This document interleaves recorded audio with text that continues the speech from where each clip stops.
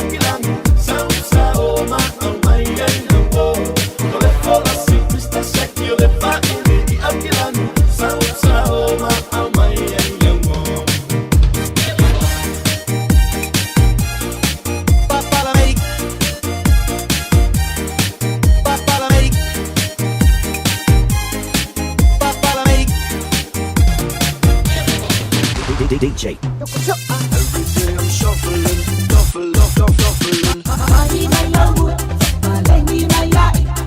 Love was so right. Do my orima, do my ilbes. My chemba na ilken, my heaven my love oma. I for a good best. Money my love, my lady my life. Love was so right. Do my orima, do my ilbes. My chemba na ilken. My life, oh my, I for a good best. Wafui,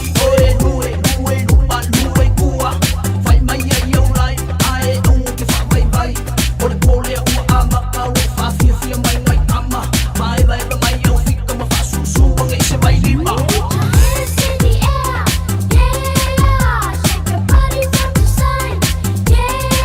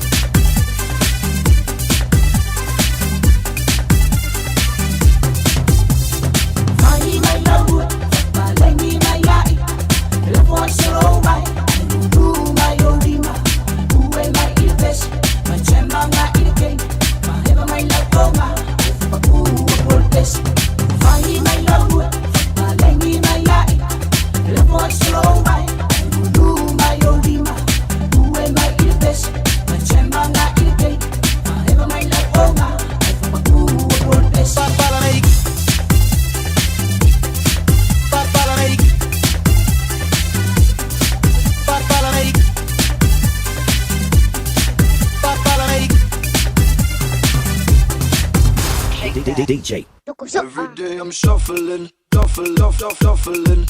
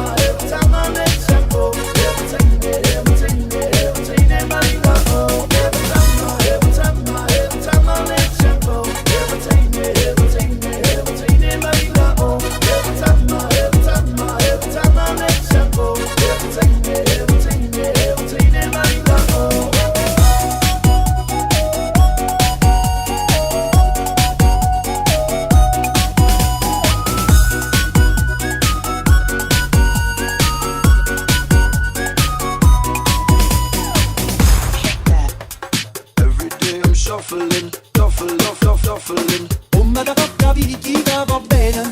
Yeah! Si tu la parla piezza americano. Quando si fa l'amore sotto la luna. Yeah! Come da bene in cave I love you. Hey, hey, hey, hey, hey, hey. Faccio lungo mai in mano solo e fai mai fa malo scrivo. Fammi non mai solo non tingo. E passa le sabai ne. Le no ma tu ma le gioia in acqua e poi va o ma messo. Le cago che le ole ngai ai che sono fu ma lo loina. Au so amore. Balla lei.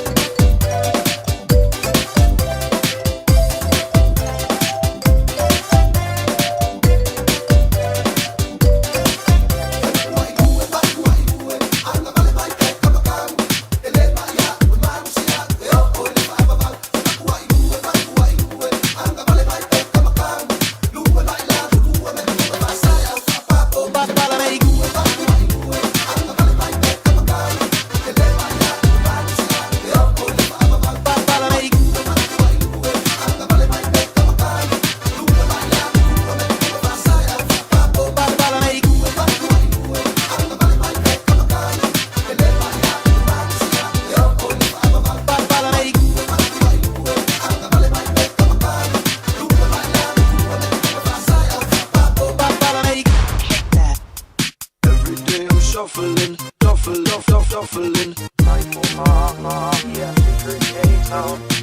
DJ.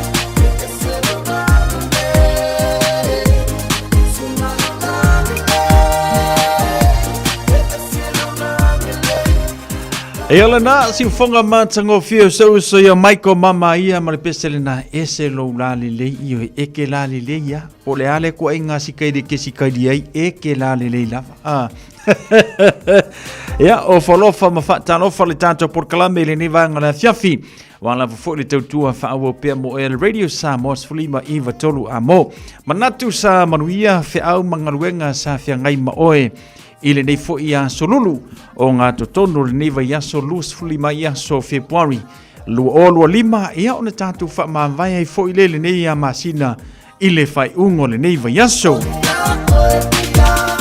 Fatalofa mo folofa le tanto por kalame pa ia mal maltelo le tanto o tenu malo le ala usu le tai au alo fo le ngā lui se au mga luenga ia le lofo le tu i le ola malo si o fo ai mo tanto umalava awale fa nga solo ino tiu te fai maise o por kalame fa nga solo pe o nei ai to tonu o se wainga nga luenga fianga iai ia o nai fa nau ia o onga ia manai tama manai tina matua tamta po ia tu mo te malawa ia a walo faiva na tama fa nau fi am nga luenga pe ona masani ai le nei la ua fa penaona a mata ona ngoto ifo le la le atua i lona no fuanga tu mau ia ma ua lama fai ua ia ufi au mau ngaruenga vanga na ai matou le fea ngai ma ngaruenga o le po ia malo fa malo lo siane o le neia tunu o le nā tunu i te ngalue ma au mauai e le o toi fai ngō fie reise meo te maua ma se fi le mui le neva i teimi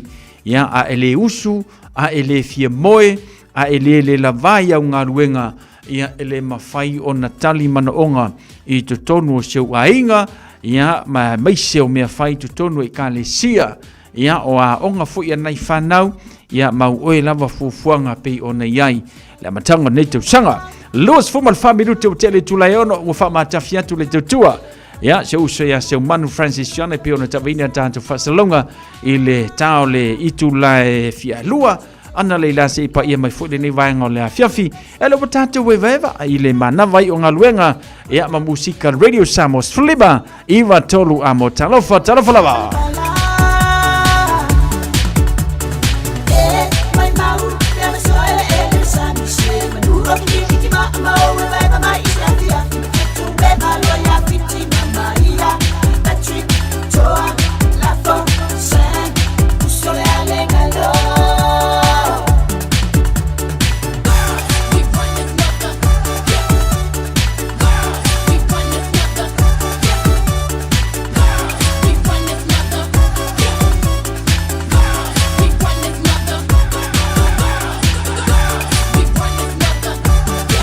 Ole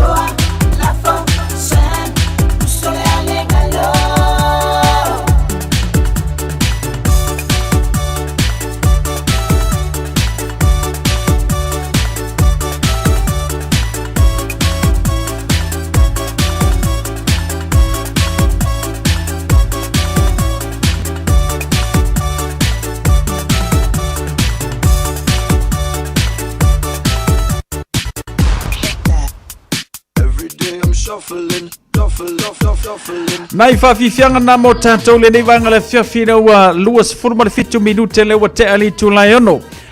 Se mai le tātou porkalame whaatalofa na ia tātou wō mani tātou paanga le mafuta mai lunga o le tātou Facebook page le ngata foi lea ia o le tātou YouTube channel.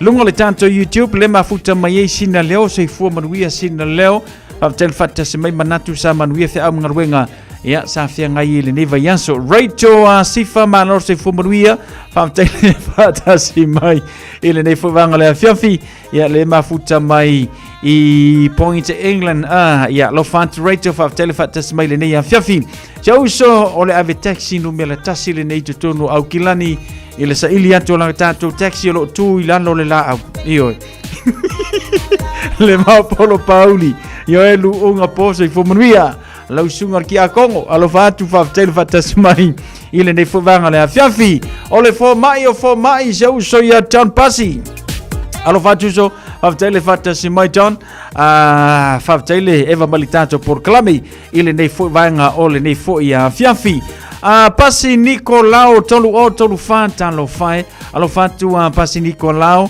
lunga le tanto YouTube channel manuia foi fa mga rengo le nei fiafi ya te ole uso Nicola ulu fanta lo fantu ma lo le se fu manuia mai sini au Italia manatu na mana le tang ya auto ya ngalavo ko masangi le malulu por vivela auto masani le tau au Italia Amelia Michaele pa nga masani o tanto por clame manor se fu manuia tupai matuna fautuali itala taina se fu manuia fanta lo fantu le nivang na fiafi malo la voleva ya mara tutu radio Samos Flima iva tolu amo musika mulmana vangaluenga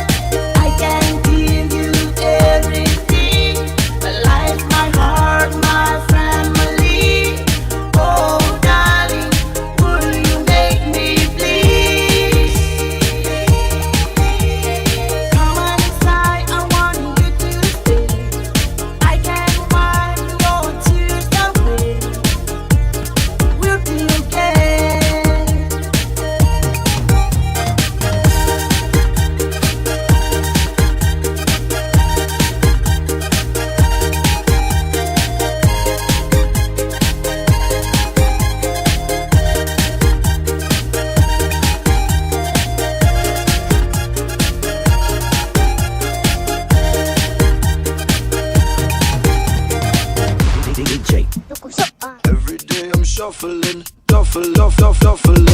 Let's go. Take it. Hey.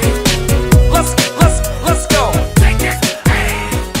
Hey. Lo sumulaiva minuto Natale o le fitu te fastalawino tatu tala mai Samoa. Lungo le tanto YouTube fatalo fantu so ya West Sister. Lo fatu weta au tel fatasi mai monwia le nei fiafi. Lotto TK se fumruia fatel fatasi mai ya malitanto por clame peonele tu radio Samos Flima iva tolu amo malitanto por clame fa nga solo o le nei fu vanga le fiafi. Si tatu savar valia tu lungo se report o le tanto o wala ya wa foi fe malanga ina le tanto tenu le nei fiafi I lo fia moya I lungo le tanto moto wai ono le pisi fa solo atu ma naturo va kwa la karfi kuma salo ngap ko fio lo lungo le moto se ka ko wo asi lungo le moto wai po mai Lalai o se vai ngai lungo le tanto traffic le nei foi vanga la fiafi male tautua le radio Samoa se fulima iva tolu amo tilo atu o lo solonga le lei Mantango fio inga tātou tā vale le nei fo i aso ruru le leitele o e ave tā vale le ise me pisi ai fua. Ia lo te vai atu o solonga le lei le aise wha lave tula mai mo tātou. Vanga na ai nisio i lantou o whapenao na pisi solo i lunga le awala. Le ala o te tilo atu ia ngai me le tātou malaiva le li mangele. Ia solonga le lei lungo le tātou motorway le ngai mai ia tātou i ne le sao whapena i lantou e ngai atu le west. Le matawatu. Ia alo solonga le lei le feo i ngā tātou tā vale. Ngai mai a mātou nei manukau wha ngā solo atua i manurewa. Ia e te soso atu lo i lalo le pitonu nalo aifo i o taka nini ma papakura. Ia o inale a mata ona poloka tuai lo wanga i mai ma lo wanga i atu. Ioi. Ia e faisi poloka al vaenga le na ia lava lau on sa i lungo le awala. Ia pe a whapea o nai poloka lau ta vale pei o na masani ai le manavo ngaluengo le nei fuk vango le a fiafi. Ia, to e whanga solo atu le tu o tau le ngata fo i lea o tara. Solo nga le leil vanga le anga atu ista maki whanga solo atu ai i le whaitu pe o na masani ai le pisio le awala. Ia, o nala fo i whaisi po local vanga le na. Anga i atu mea Wellington whaisi po local le off-ram i ngai mea Wellington whanga solo atu i nai pakuranga. Ia, male anga i atu i nai Ben Rose whaisi po local vanga le pa wha pe o nete anga i atu le tu le na. No winga whai le mulo sai le ne fui vanga le a fiafi. Ina ia tanu ma le fie i maota malawa. E te lei maulu atu tu tono le tātou tano ia alfa tu ngai le pitonu lea. Maioro. Ia nei whamei o nei solonga le leile ngai atu ngā solo atu lunga i Hill Spiral le ngata fo le te ibirangi ia ma ngai atu nai New Lynn ngā solo atu ina i Glen Eden. Ia McAlston ma ngai atu ina i Henderson. Ia le whamei solonga le lei feo inga tātou tā. Vale paula varo si keimi kau whaisi umi o ngai kukui moli. Ia au ngā lawe whamei si vaenga le ngai seki le se wha lave ia o reportia mai mo tātou.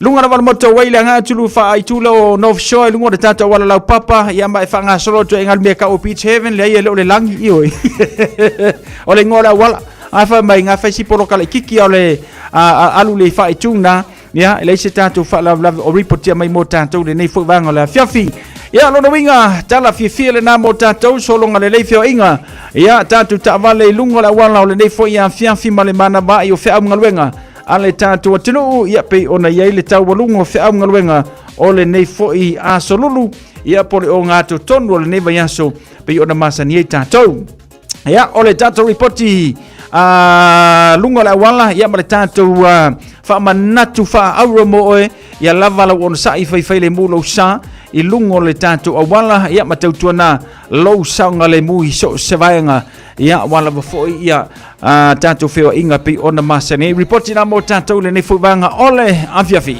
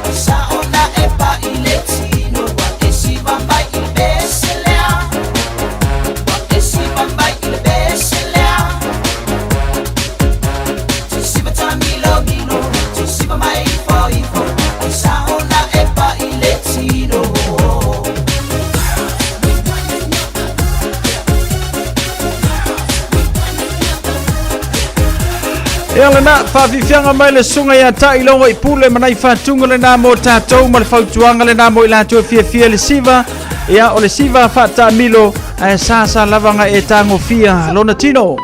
O le Accounting 2000 Limited e whailai au la funga business. Mai si la funga I le mai ai o le tausanga whale tupe I tausanga uma.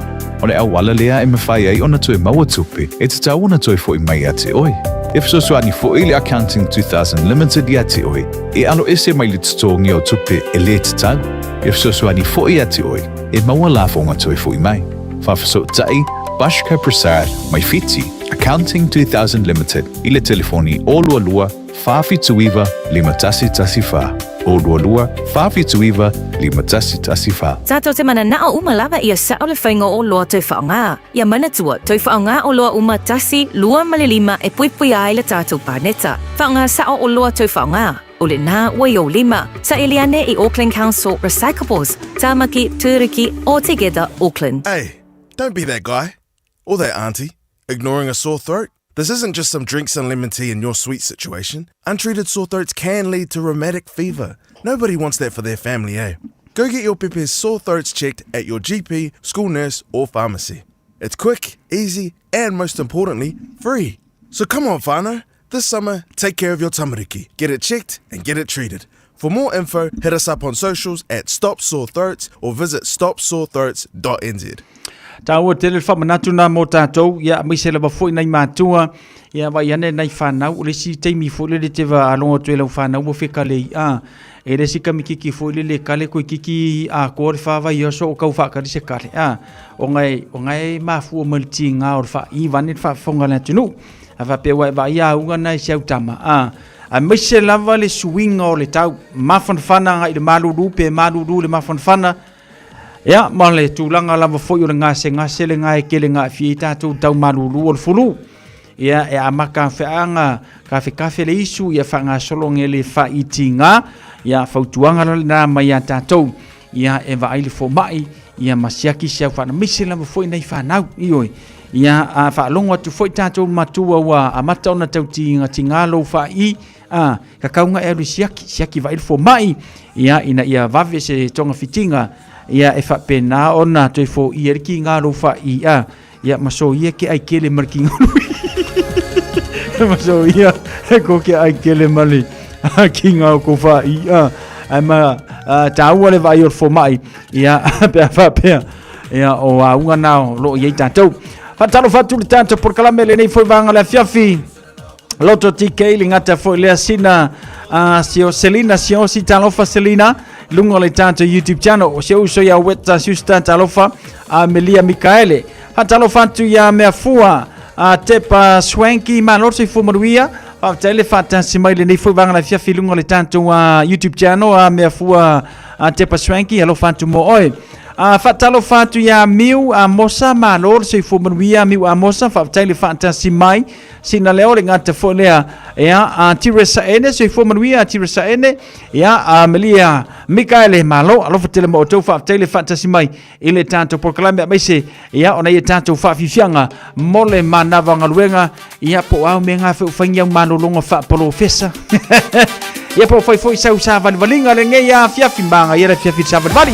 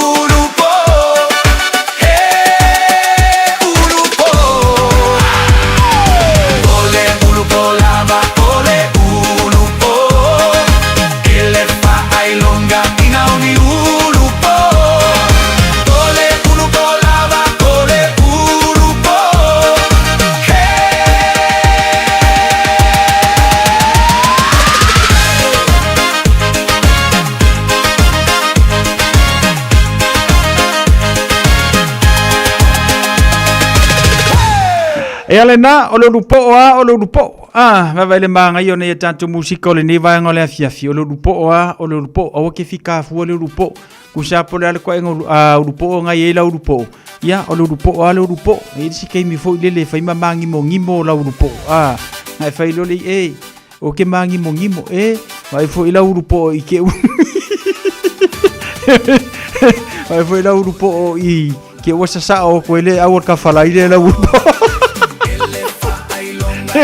Iwe, ai fa mano aku ka ko lupo malo la mai ake o ko lupo le nga lulu le nei aso ya o ka fa unga fo ya le ma ngai o le lai I lai o to lupo ya o lupo le leila ngai nga lulu ai isi lupo fo io la ka fa io kama se ala kamanga iyo ai afa pe o ngai mai la lupo fai me kanga fiki le po o la lupo le ko mano si yo o ke ku le o lupo I ku lupo poki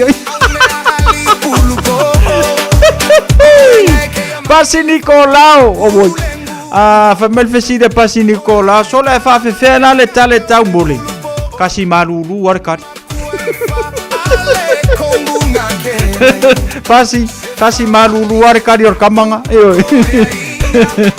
Salani fruen malo se fo manuia talo famile ai kariso po kelas 10 te fa talo fatu manato nai manuia mai o to inai ya Christchurch ya lo fantu fa tele fata simai ya lenga te foilea se uso ya lema polo paulo yo o kai maka ukia fe ai pese se uso ya lelei ala o mia ku ka pese nga si taimi fa talo fatu ya tinei upu sili manor se fo manuia lema futa mai St. George Utah I Amerika ya malole on sa ile malulu tinei upu ya fa tele fata simai le lua ya lilu isa fui mono ayu talofa tusi pepa tunu mafono po manor se fo manuia ya lenga te foilea fatano fatu ya le pao manor se fo manuia ma futa mai zamunta ele le yoko ngale pa kaule se lupo ma ko ngai ma kwa ipa ya le lupo ma kwa ko kele fe ana lupo fa le kongunga le ya ma ko ngai kemiri ngai yo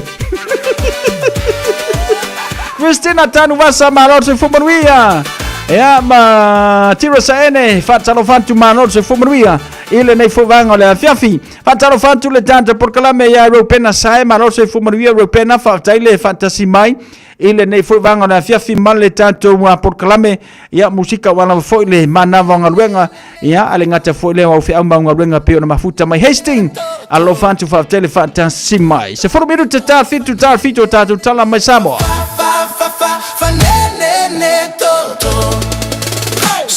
Sole, bofoia ilung, vaya kuia uakulela, kango ilao amo, malau sa pelu, alu inga ukaile maumanga, meaga emawa, iluka apo, uapea we seki apolo, fe alua isolo, ileleva olepo, esala mailo, esa vali ileala,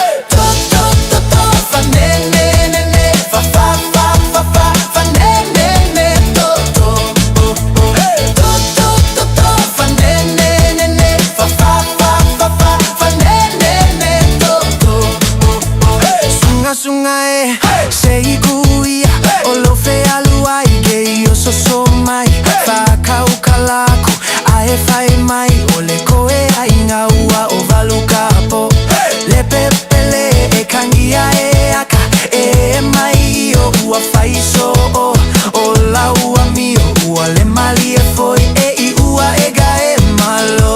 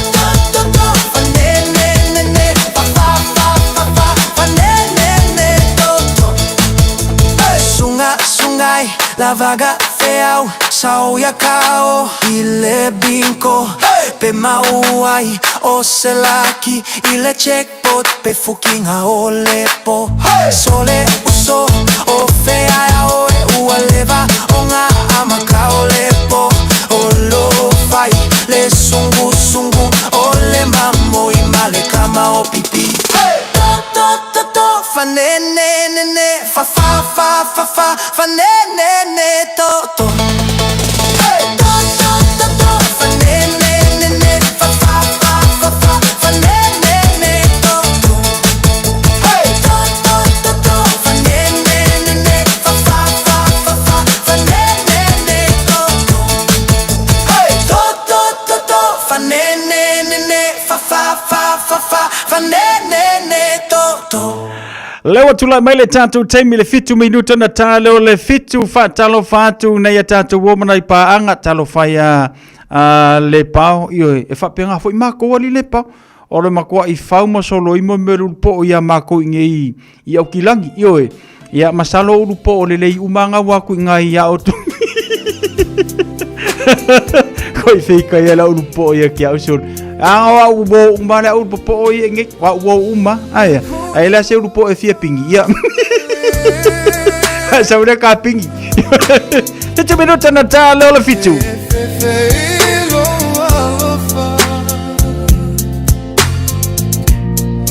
vai toto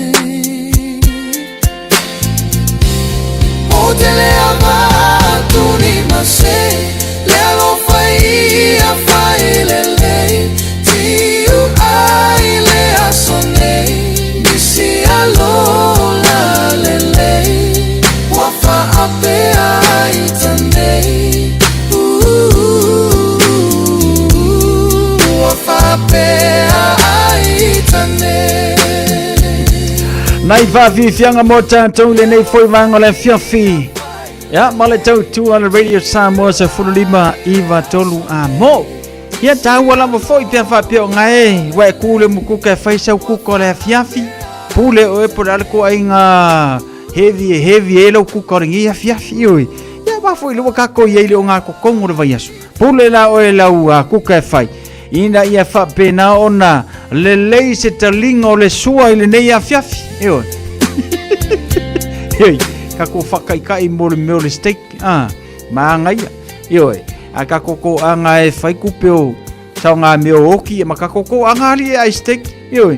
A le whape ko anga e whai ia. Sao ngā meo oki ma whapoiponga. Ma sao ngā meo makai ma. Me whai a inga e kako woka ko ai pakua mo. So, mo quale make sense. Fatara fatu ya Nika Tupai. So fu manuia Nika fatele fantasy mai. Ile nei fu vanga na fiafi. Ya, alo fatu mo oe malainga fatinava. Ya, lo mo na fo ile malosi fa wa tatu ngaruenga. Ya pe ona ile tu ala Radio Samoa se fulima iwa tolu amo. Ya, ma Faranika Tupai ya mai manukau. Ya, alo fatele fantasy mai le tanto proclame a mise ole tanto tautua. Toi fa wawa tanto musika ya pe mai ana ya tanto tala mai sa moilona toi fa sala lawina. Ya fa pena misi mai te oile tao le valu le tao. Ana leila sfurma le lua le boli ya ole temi mulmuli mo oe. Ya fa penga misi mai ke ongo lo pisi ya fe au ngarwe. Ya le lawa mo le leia le afiafi kaimi ole tala mai sa mo usmel fa fonga. Talo fa Samoa, wa ule ne yokas futialo, awal suia ngila wa ule kio. Eva mai ina se fudu lima iva kolu, amo, Radio Samoa, bevela a. Usimaya lau whaafofonga o le whaapoponga fo ele nei o talafau mai Samoa. Awina sa mai mo oe e lau leiti o whalongolongo le Radio Samoa, tasilima iwa tolu amo. O te whaatalofo lo tātu wa tunu le o ngā tutonu le nei vai aso o tātu mafutai, tala mai Samoa, usi mai ala ufa fonga. A o whaatali di pūlenga o malai waalele o le tātu wa tunu, e a mata whaatino le masina fau o mati le si itanga fau le la fonga, mo tangata e malanga ese ma Samoa po le airport tax, whaapea ma le la fonga fau, le ua tā ua o le aerodrome facility, wa feto ai lea fuanga ma whaitionga mai nisi o le tunu, ai mai son whaalaptonga le ayata, e ngafa ma le whaangai o io malanga waalele ma le whai o wheu io inga, i le tutongi ina o pase se tangata malanga i waalele. Wa ave ai nei se tusi whaasea mai lea whaalap tonga whaavao malo, ma mamoli ai le tu alalo le min staff la wa inga ma waalele sivili, leo lo i ai fo i le vai o le pūlenga o malai waalele a Samoa. Ina ia toe sila, i le si itanga fau po ua whetau i le teimi o le a whaatino ai, ma le lave o ngā luenga e te tau na whaia mua, e longo ina ai tangata malanga. O le asunga fua le vai o sunei, na longo ina ai e le Samoa Airways na pa anga whai malanga po pasese, i le si itanga ma le lafonga fau e se lautala, ma o le awala lea na sira fiai e le tootele lea fuanga, e a mata wha mamaru, i le aso tona inei le aso mua leo mati. Wa wha iloa le pulesiri o le pulenga o malai waalele i se lipoti, ale nusi pepo le Samoa Observer, e le aise pisi nisi e le ayata i to tongi fau o wha tūlanga, ma e le ai na fo i e lea wha lab tonga wha vau malo, tu la fono o Samoa. O le tusi e le ayata o lo tu ina atu i le Minstar, o le pulenga o malai waalele le mawhela ua inga wha pea waalele sivini, le fionga ato e lupe maui au tele pou muri nuku o ne semo. Ai o kopi o le atusi, o lo tu ina atu i le Minstar o tangata ta whao, o le pule o pulenga o malai waalele, maisi o fisa si nia au nanga le malo. E ia io lato so tanga i tangata ta whao, ngā luenga te tele le malo, whapea waalele sivili. O le vana no foi o Samoa ma le malo Australia o se mafutanga tau le vao malo lo whaau au pea, i ona tūlanga o le whetausi ai. E tolu marienga o seinia le pāle mia o le tātu utinu o le minstafu i leo le vā i fafo, whata seima le tamaita i senatoa, le Minstar le vai fafo Australia i se seni ngā lima, le ana whaatau nuu le whalitani malo le tau mesina, i le afiafi o le solua o le vai o senei. O le marienga o le ngālulu e whaatasi o tai o malo o le Pasifika, i le tūlanga o le puipuinga, Le mawhai eo na ngā lulue leo isi malo le Pasifika isi atunuu. Pe amana o mia mo ngā luenga o le tausia o le fide mu. O le marienga o le ngā lulue o Samoa ma Usatalia, i le tūlanga o le fitūwhai o si la fia i tomai. Tau le pui ngai ala lei faso ta inga whaona po nei, po le cyber security. Whapere tasi o marienga e faso ta i ngā luenga wha leo i to tonu o le Pasifika. O le asolulu le o ngā tonu o le neiva yaso, o le amoni mawinai e le tamaita i minsta le vai whafo o Usatalia le apa to whale mua. O le a tutu i mo le ato ina leo le ofisa fau o le fono a ofa i tu la fono. O lo o fausia i le teminei se fesoa swani, mai lea malo. A mai e lea vaenga o le porkalame o le malanga asia si mai o le tamaita i minsta ya Benny Wong. O le malanga lo le i sawa i le va leo le na fanua, stasi leo fua i a Australia. E tatala le no fuanga mo ngā luenga o le ngātai whale leo i lo tātou motu i savai. Le mai ona whātautoa ai o le loia Siria le malo, le fionga ia maunga Precious Chang i se vai aso ele i mamau atu. Wa au mai se fina ngalo le komisio ngā luenga le malo le PSC. E ala lei se whaamatalanga whalaua i tele ua whaamanino ai mō le si la fia. E lo tātou o tanu ai mai se i lātou o lo ofisiringia le whiriwhiringa o le loia Sili. Ia e ingo le whaavae o le tōwhinga o le loia Sili o lo pūlea wha le tū la fono. I lalo le mta upu whātasi pui tasi o le whaavae o le malo tūtō tasi o Samoa o le tausanga a FEB se lau ono se furu. E peo na ia e whapeo le ato fia le ao le malo se loia Sili. E whaia i lungo le whautuanga le pālemia. O ia leo le a aveo se tangata ua na maua le tūlanga anga waa.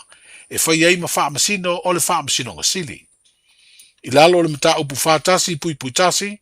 O le mata whai oi mo le whautua ino le ao le malo i le tōwhia ino le loia Sili.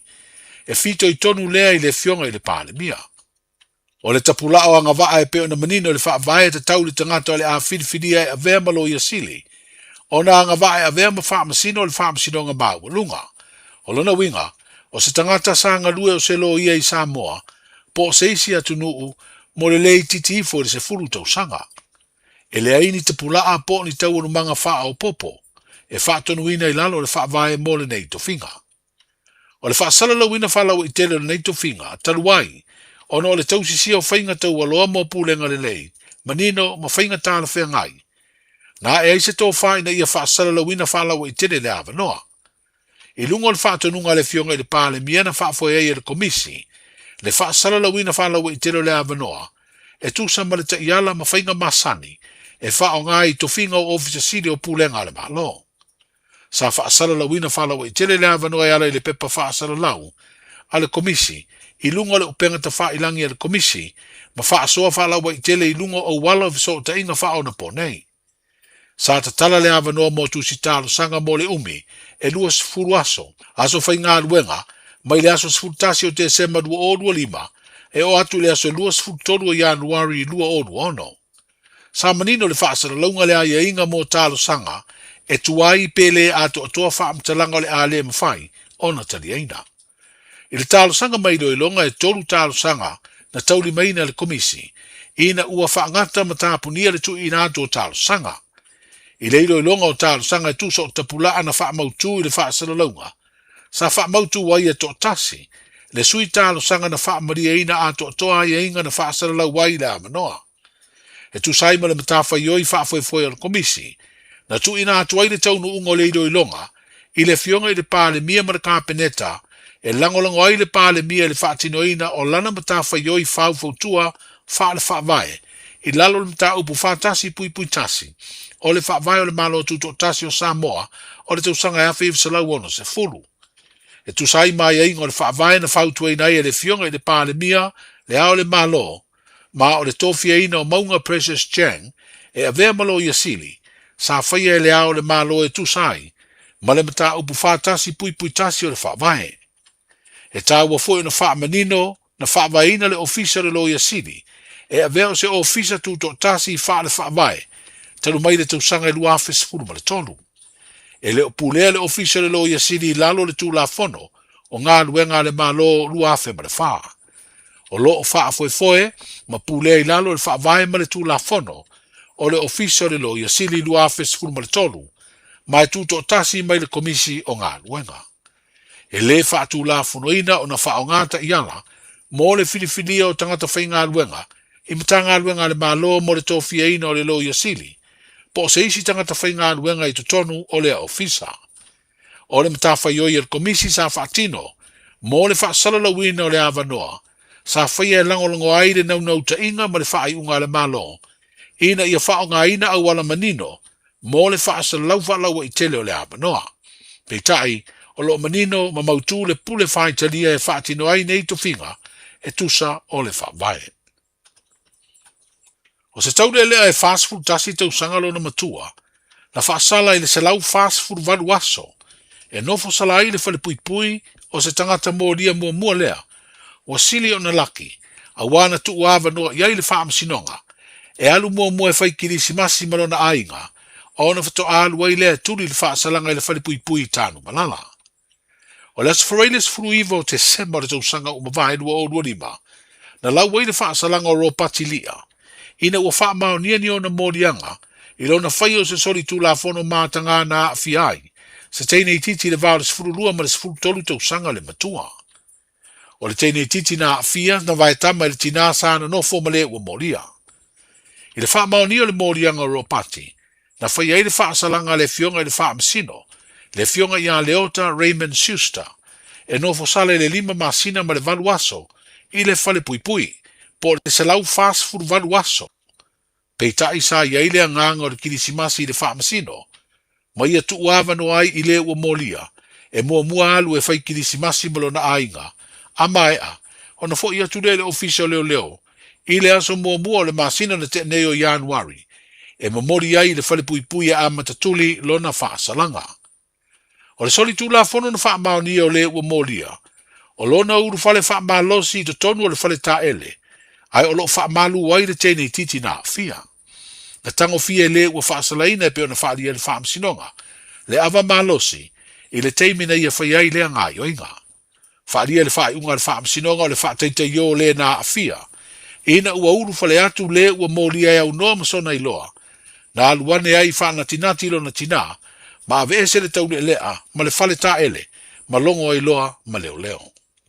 O talai o le nei aso, feilo i pea, soifua. Tasilima i vatolu amo. Radio Samoa. O le na ua mawhai o na whaafonga le tātua tenu e se whaapoponga o le tue whaasalawina o tātua tala mai Samoa le nevanga o le fiafi. Saunia ma whanga na atu le tau whau tanga vaia tipi o tanga vaia. Ia, wale sila fio le tātua tenu meo lo tutupu, ma meo lo o le atutupu. Ia, ma mea e kukupu pea i lau whanua o le tātua tenu. Ia, atoa ai ma le si tanga whau pe o na vāvā o le tātua tenu. Ia, ma whaapopo ai le si a venga ma le whaafawhailungo o tangata malanga. Ia ono le tala pe ona whaafonga i eile tātua tinu i le neiva yaso. Ia e te whika ne lawai oe po se mea le lei, po se mea le lei. Ia e to tele lawai lanto whaali o lanto whirangalo. Ia ono whaisi taunga tā tele ia mō tātou i le neiva i teimi. Ia mana tua foi lea sa si i le tau ora kāpaka le kausanga na se i mawai atu nei. Le ia to ese lua le tolu masina a e koe ave ese. Ia a o le laua ave ese le si inga o le kāpaka. Ia lewa sau le tala ia ua whaapopo le taxe se lau valu sifulu. Ia tātia tu lava i au tafa. Ia ma whai ei au fufuanga ia po se mea le lei. Ia po se mea le lei foi. Ia ma tūlanga pi o nei eile tamau ainga o tātou le neva i teimi.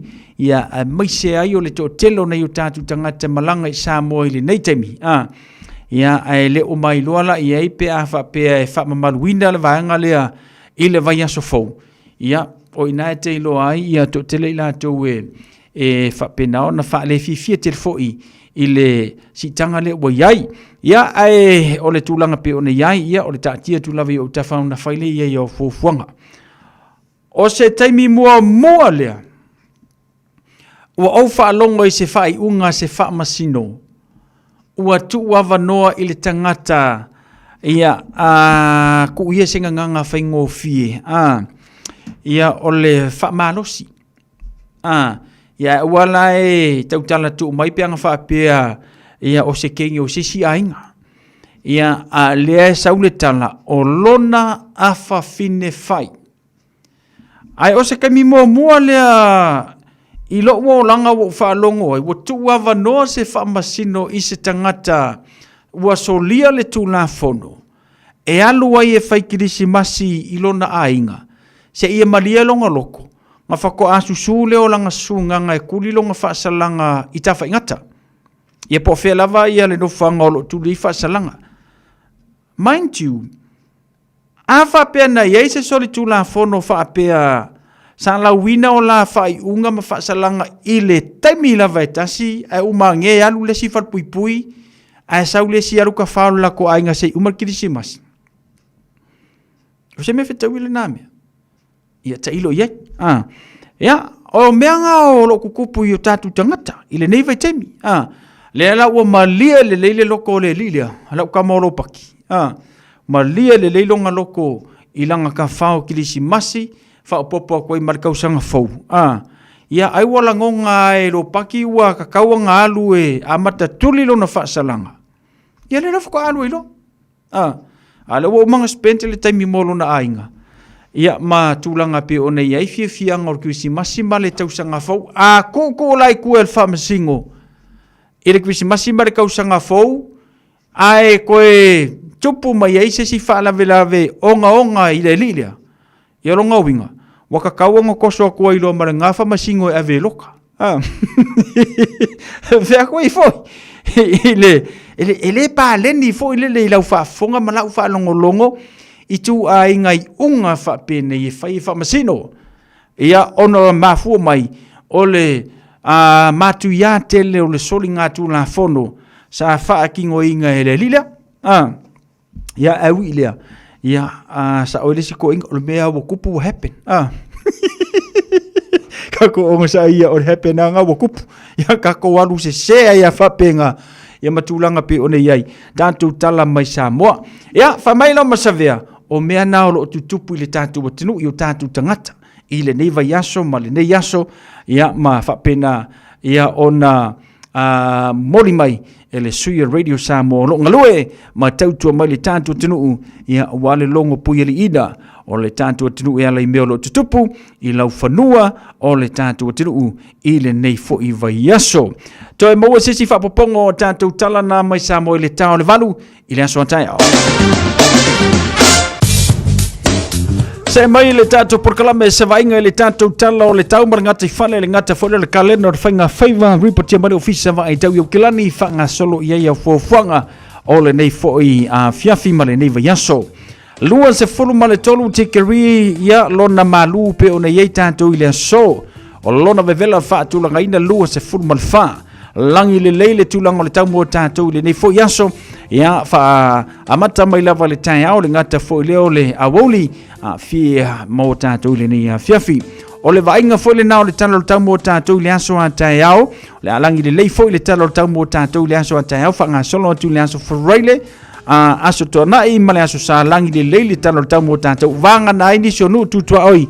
O le whapena o na te uru wawasoro ine timunga ia ae matele lava ina langi le leile tala mo le tau mo le tātou tinu. Sauni sau whainga malanga mo le tātou tinu o Samoa i le nei fo i vaiaso po le o ngata tonu nei vaiaso whai unga le nei vaiaso au le isi itia le tātou tau o le tax. E oi, la whai lo mai langi le leile tau mo Samoa. Te uru wawasoro nei timunga nisi o teimi. Tu mau pea la pata inga o timunga malolosi nisi o vaenga o le tātou tinu.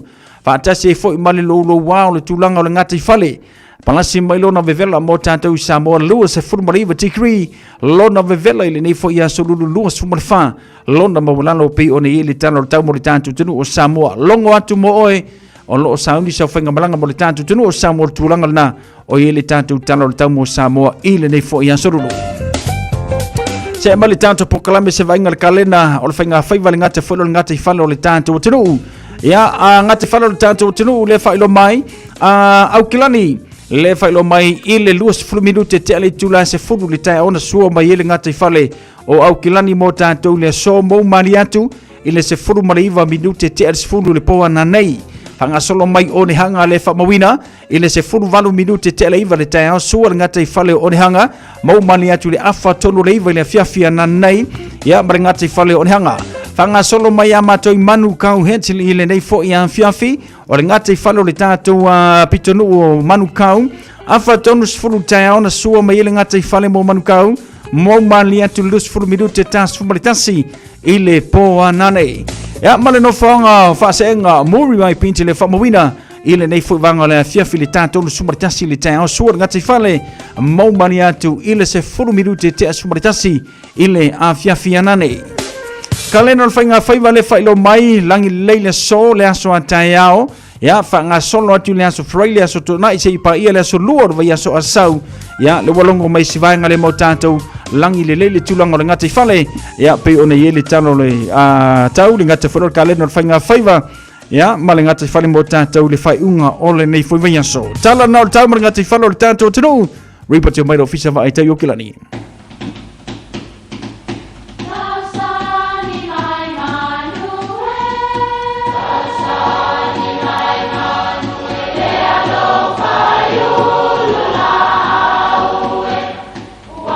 E o whanga manu i ululu o la au, awa e whawhanga i funga o la au. A o le tangata e whawhanga i upu matala. O le mawhileo o alanga upu mamuanga ngana Samoa maona whaapongai, e a fua ilo na sio mianga. O lona lea sao i le whaatufunganga o le iloa whaale aso, mai le tautua se ia o ina pule. O alanga upu mamuanga ngana, ua lantou mamanuina le tō whamanino a Samoa, mana tua foi, e tāo fitau muli le atunu. Ua sa ia fua le ave le fua. O angai masani o na vaia matutupu i tori ngā ulu i le ulu whanua. Ao ina tori le fuanta ulu, e masani o na el tanganta mala na lo e tori ai ulu. E iai lali tu ai ngā tori ulu whaatau tala fo i lea. E whainga tāloa o na tu sao le manga o le lou i le ulu matua, o na lou loa lea o le maave ave, ai lulu i lalo le ulu o loo mana o tainane, wa whaina ai manai ulu moto, wa whaina tuai fo i mama ave le ifua, o ina e mawai le upu le nei. O upu e momoli ai ni langona le fia. Pe a whai wa whaina nisi ono ni a mionga le manui a isi tangata. E manatu lava lu tātou nuu i le nei aso. O lea ua whaafafonga u tau a inga ma le tātou nuu i mori maua i lantou na iai le whaalawelave. Ma ua whaamao nia, ua sa ia fua le ave le fua i nai whanau. Na iai ono le ona nā le mawhauwhau nei tangata le alolofa. Ia a whai fōi o se la pata inga. Ia, o na whapelea. Vai o tau le tātou au talavou. Tau mamau ese mai tu a inga whaaport pitonga fōi a tupulanga whaavevesi, ma le tau pulea. Ina ne isa ia fua le ave le fua, ma tua ina ai o tau pe atu tupu ni misaanga. Po ni whetaua inga maisi fōi tupulanga. Tainane o lae tau te mata, ia pe vau misa foi. Ai te ua a fia atu ai maseisi o tau. Ua sa ia fua le ave le fua. Ia manuia lau whasonga le ne yasu. Aloha, we're the Katinas, and you're listening to Radio Samoa on 1593 AM. Tony!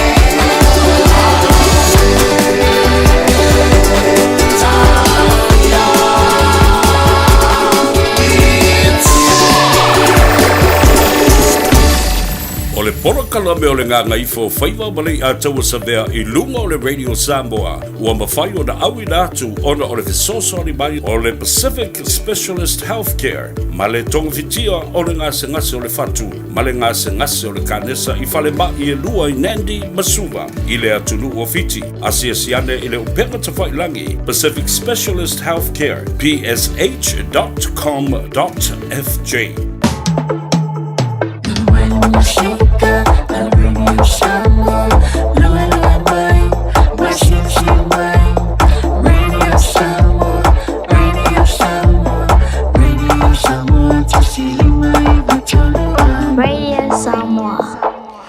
Le watu la male tanto temi le wati le nevanga la fia filua sifuru male fitu minute wa tele tu la fitu ya toi o falofa mfatalo fatu le tanto paanga ya misione tanto wolo mafuta mailungo le tanto por klame linea fia fisime ona suena malo le soifumruia fa tele fata simai tala tasi va tiwola malo le soifumruia le mafuta mailene fu vanga la fia filingata fo ile so usu ya pasi Nicolao ya alofantu malo le soifumruia ya te o tautina ngawang soifumruia tina atalo fatu se uso ya Aaron Sila malo se fu Aaron ya lengata fo le se uso ya pop ngasio eo ya pe on mau malitanto por clame se fu manuia pop alo fatu mo e mala inga malitanto por clame fa felo ai fa talo fatu vai male malo yopula o pepe se uso eo alo fatu para fa tel fata si mai mateia lona nu laki malo se fu manuia fa tel fata si mai ne fiafi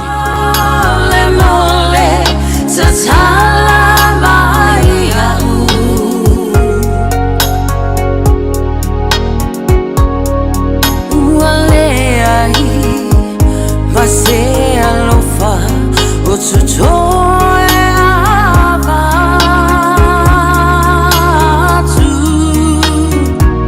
Ola maua mafutanga oceana sala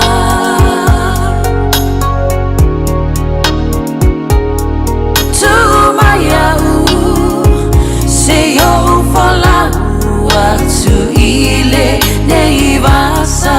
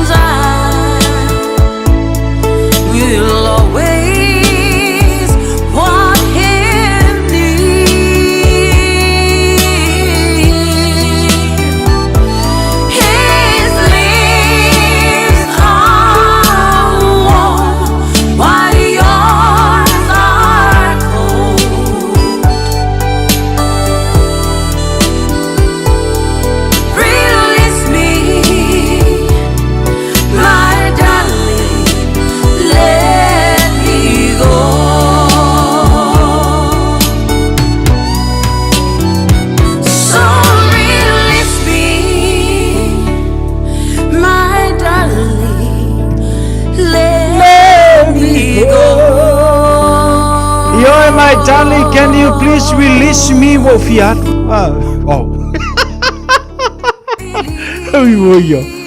Woya mga oma. Wo fiat.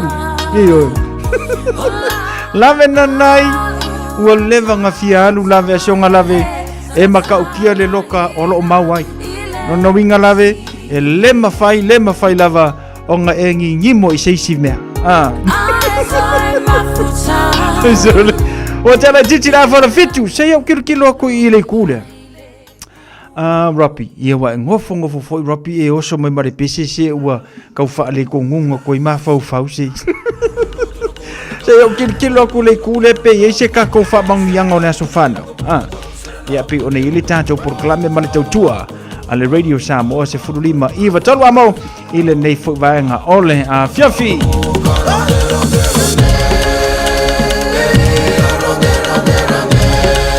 Lalai fa pe ye so sofana we fia fa manwi ona e vala malia tau le tanto telefoni tolu fitu taslima iva tolu fa ngame fole tanto emaili ia pe ona masen ile tanto proclame ai la fasilanga le fia winatu motato ia ole launango sua malosi o le tanto tautua le nei fiafi mafiafi o malava mai lava la songa fua se ia pa iona sa ia ole tanto lango le wa ile tanto business le nei fa fetai le accounting lua fe limited ia mo le lango ino le tanto proclame ia ole fiafi fa so tai ia pe amana mia so swani e faila ila fonga business mai si la fonga ile mai ai ia o tausanga fa le tupe i tausanga uma awala le mafai ai ona e toe maua tupe e tataua na toe fo i mai a te oe e fesoswani fo i a te oe e te alo ese mai ai le tutongia o tupe e le tatau e mafai ona fesoswani le whaaturanga ina ma le whailaina o au la fonga uma whaapea fesoswani fo i a te oe e maua la fonga toe fo i mai whaasotai ia Pakasa Prasanta mai fiti le accounting lua fe limited e le tanto telefoni le nao le olua lua fa fitu iwa lima tasi fa olua lua fa fitu iwa lima tasi fa vai ngala le fsoswani mo oi ia a tonu ona e tele na maua ia tax refund fo ia tato a fisili le vanga ia ale ngatala na maua tax refund ai ele me ka ua le koe toi totongi ia lona winga ele maua sa refund ai on me maua ka ua le koe kokongi e fia maram lama lal vaenga lena mala aule o lua fa fitu iwa lima tasi fa ia a fa pefo na isa upisi nisi a ngai ke lo ai ke langonga e o kingo ngai se se le fainga wa la fonga ni lo pe ke wo over le kokongi ngola fonga ia pe ke o ngai ele o sa o le fainga o le la fonga mala au ile vaenga ia so swani mo oi ia mo le fainga la fonga lo business ia atonu fo na te tongia ngisi vaenga ku pele ka kaunga ko kongia pe yor vaenga le fe mai ia ma tulanga e te alo ese mai ai te tonginga vaenga lena fa so taile o lua fa fitu iva lima tasi fa o lua fa fitu iva lima tasi fa lango malosi lena ia ole tanto proclame ia fia fita tasi ia male tautua le radio Samoa se furu lima iva tolu amo ia so sani mo tato umalava ia pe afa pe ole nae faia a business o la fonga ia mai la tona nga lulue ia ai kerenga sa me fo le lo payback ia vala au si vaenga o ke le lo ai pe fa pe nga so soangi le me fo le ko kongingo ka maki pe fa pe o ngai ko kongingo ka maki ole me nga mo ile ko una vale kele ai vala au si vaenga le ia ona so soania tu le mo o le nei fo vanga la fiafi ia male tautua male lango malosina ole tanto proclame ia fiafi taitasi tina nga wang le lua ya le luisa fui mono ayu nikan tupai manor so fo manuia pasi Nicolau ya lenga yo ma kulanga nga ya lave ole menga ka kaunga fesilia ole vanga nga wa kele lopo o fia ka making o ko so su family de Natano le travalo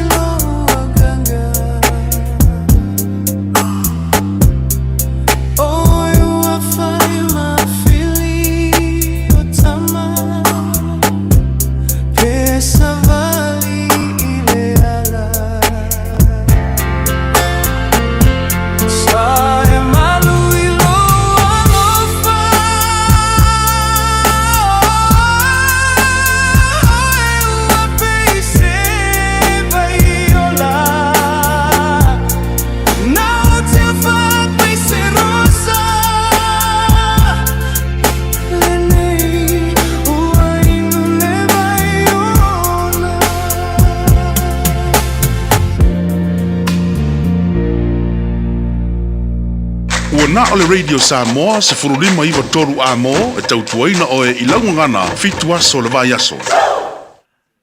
Leo tula maile tatu teimi le wanti le nei foi vanga la fiafi se fuluiva minute le toyo na talo leo le tula valu. Ya male tatu tautua le Radio Samoa sulime vitolu amo fatalo fantu so ya Ricky malo Ricky to anga finga wenga te tongi ta maiti yo. Ala vatu foi na yo matua namu ya le ngata foi leo le fantua mala ingo mau male tatu por clame ile ne fiafi.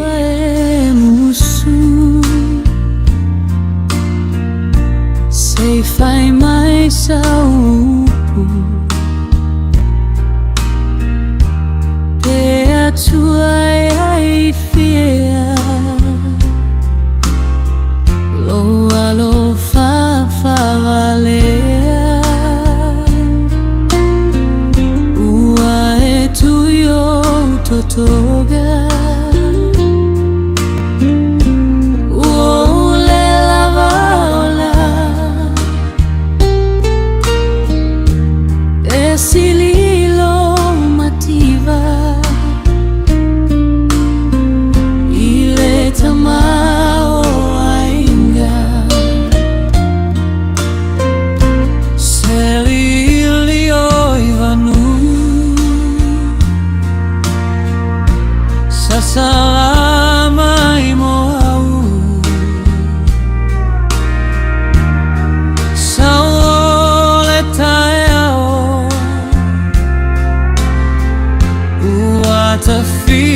saoloto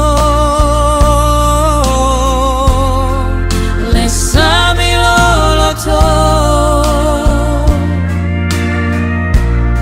sei vagana mai so saolotoga oh fe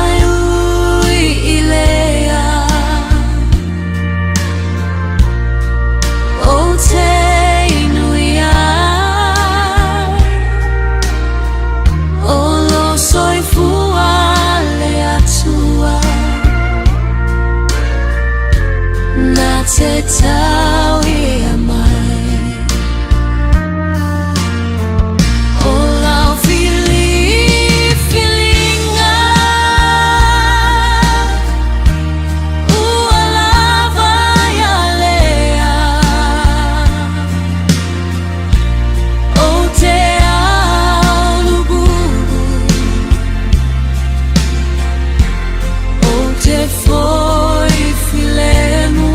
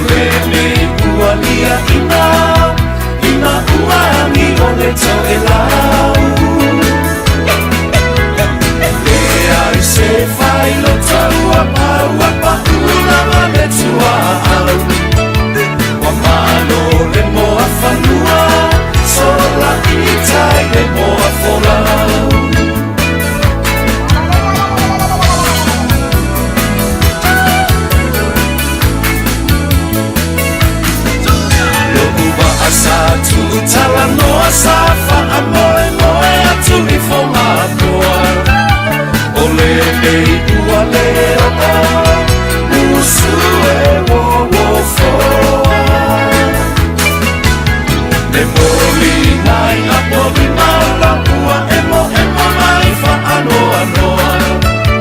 Ola uma atai mane ua avea foi se fai koloa.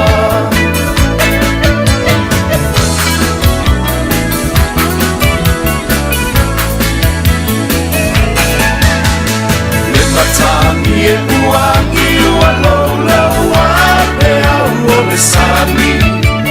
Ua pa ule fetu le la satu ile mai lua mai o matami. Ai fo ile la ua tu ile ala sami ma elani. Ola upele la uma amora fola ua tu ile taita fola. Esia uluku esile la lelei. Se fo ia la tifi ma io na ponei. Ai utele fa aea ina oe ua laila ufa a benei. Ele rosa a fai lea mo usei.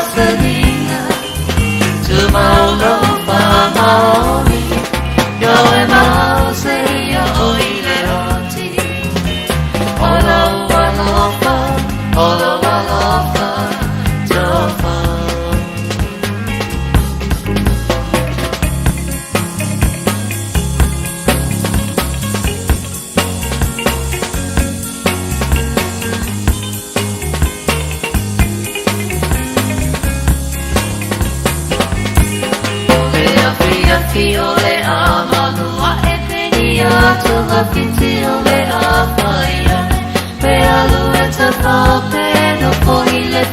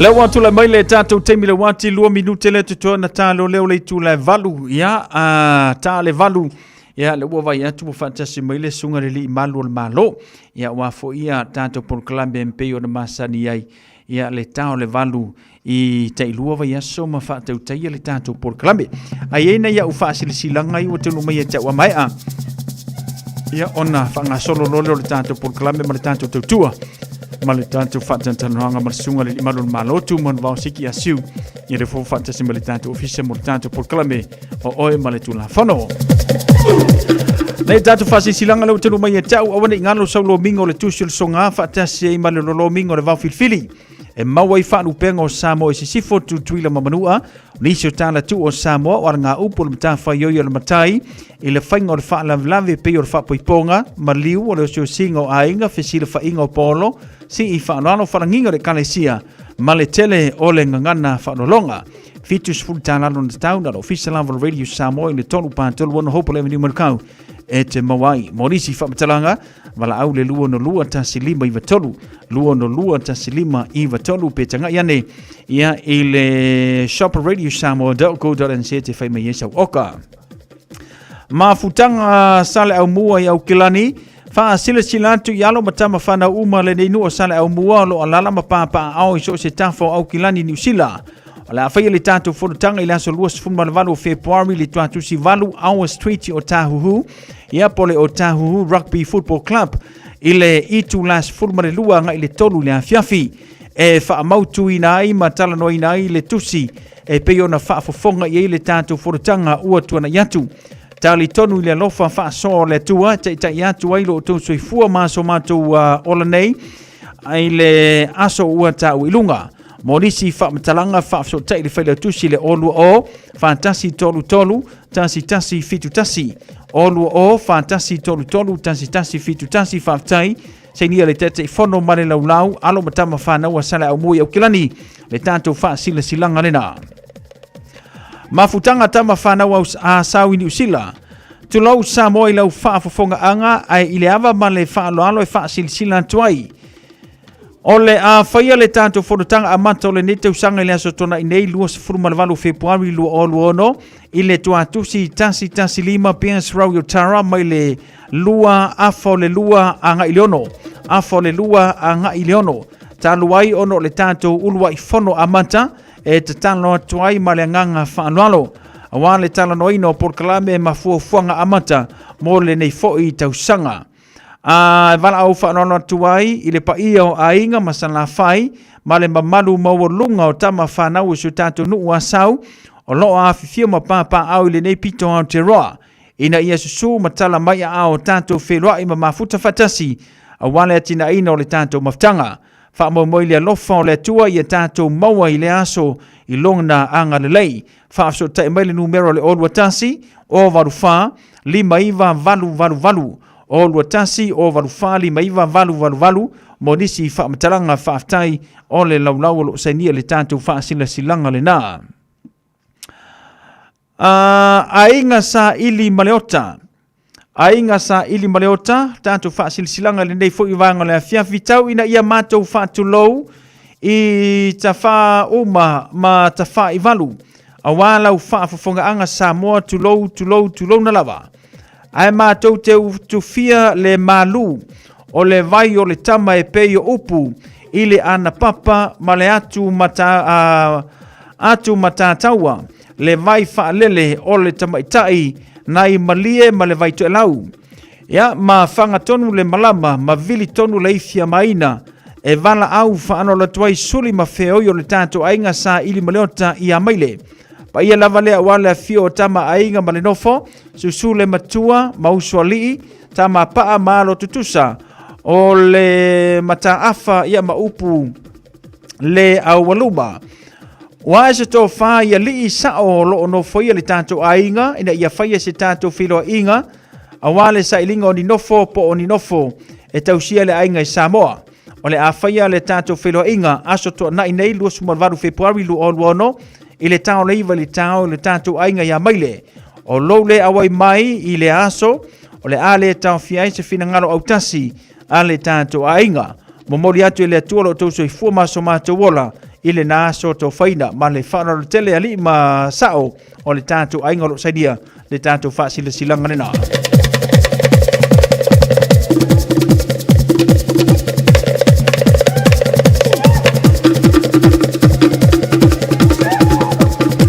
Ainga sa lua fau pitonu o tafito i mangiangi.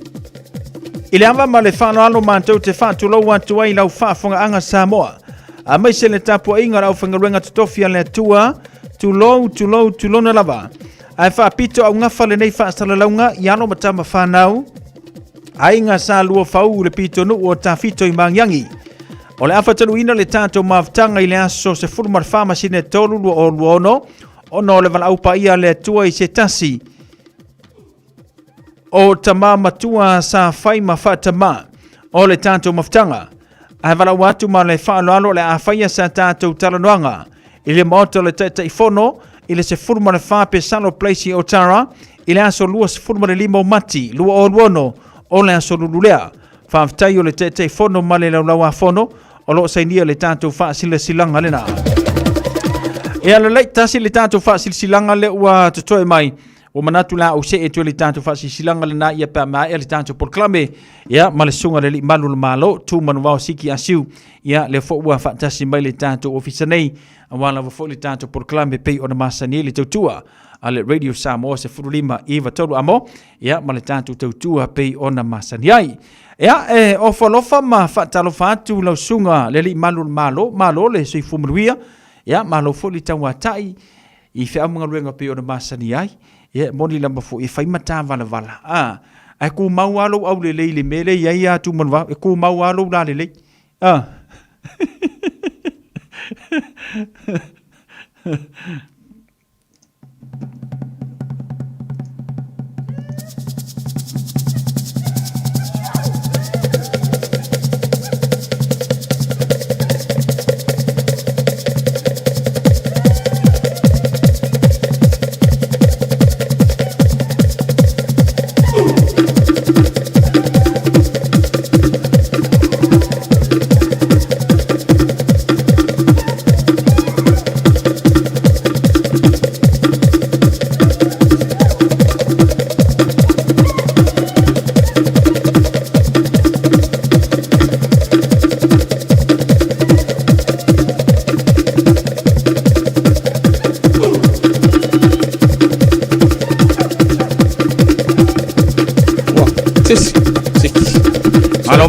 Ngala wo bayang kunga wola mai ka kamanga fale ia mea siro ka una malamari ia lava mar falalo e tawai le tu la fia fale fele tu la sumasau fa pe fo il tatu tu pelo sa mo me tatu fa sala ngora de tu la fia tatu por kalame I absoluta ilua ia o I mal tu la fon e de tanunga mo tatu tu no se vai aso fia mo le lo fole tua ia we lo for ka pi de au le ya e fe lo only me ai si den malo si o teito ya ka so ole ole le ko male malo singa malo se teito ele fa manianga fa fo wina pio le aito e yang te le salada kuinga ke de ka ia malo ri tanto valinde pia fieri se nga fo ia te te fe lo ia mo fo io Fai pisi ngal wenga risken. E ka we fa fi tina mal fa na ke ora ko fa fola kupa. Ala manga yo so. Ai manga yo nga fa mo mo me fa fi tina. Ya wa fo sa lo maki. Ai mangingo la kupa ka wo lunga la wala ka. Pe an mele ise mang. Ole tree house ala kamari. Ya malo ali tu malo tu wata. Malo ngalue, malo le fa malo lo si fa ngaluenga pe ni yeta to. Ia pe on eta o pisi lava. Lenga ka ngaluenga, ia o va inga fo kamai. Sa o le ia. E va tu fa malo ile to fa moto to finga lifu sa lua faia fa leanga Kakario ia se ke ia. Ai lo le lifunga, avele al masi inga o lunga. Ai kongi da.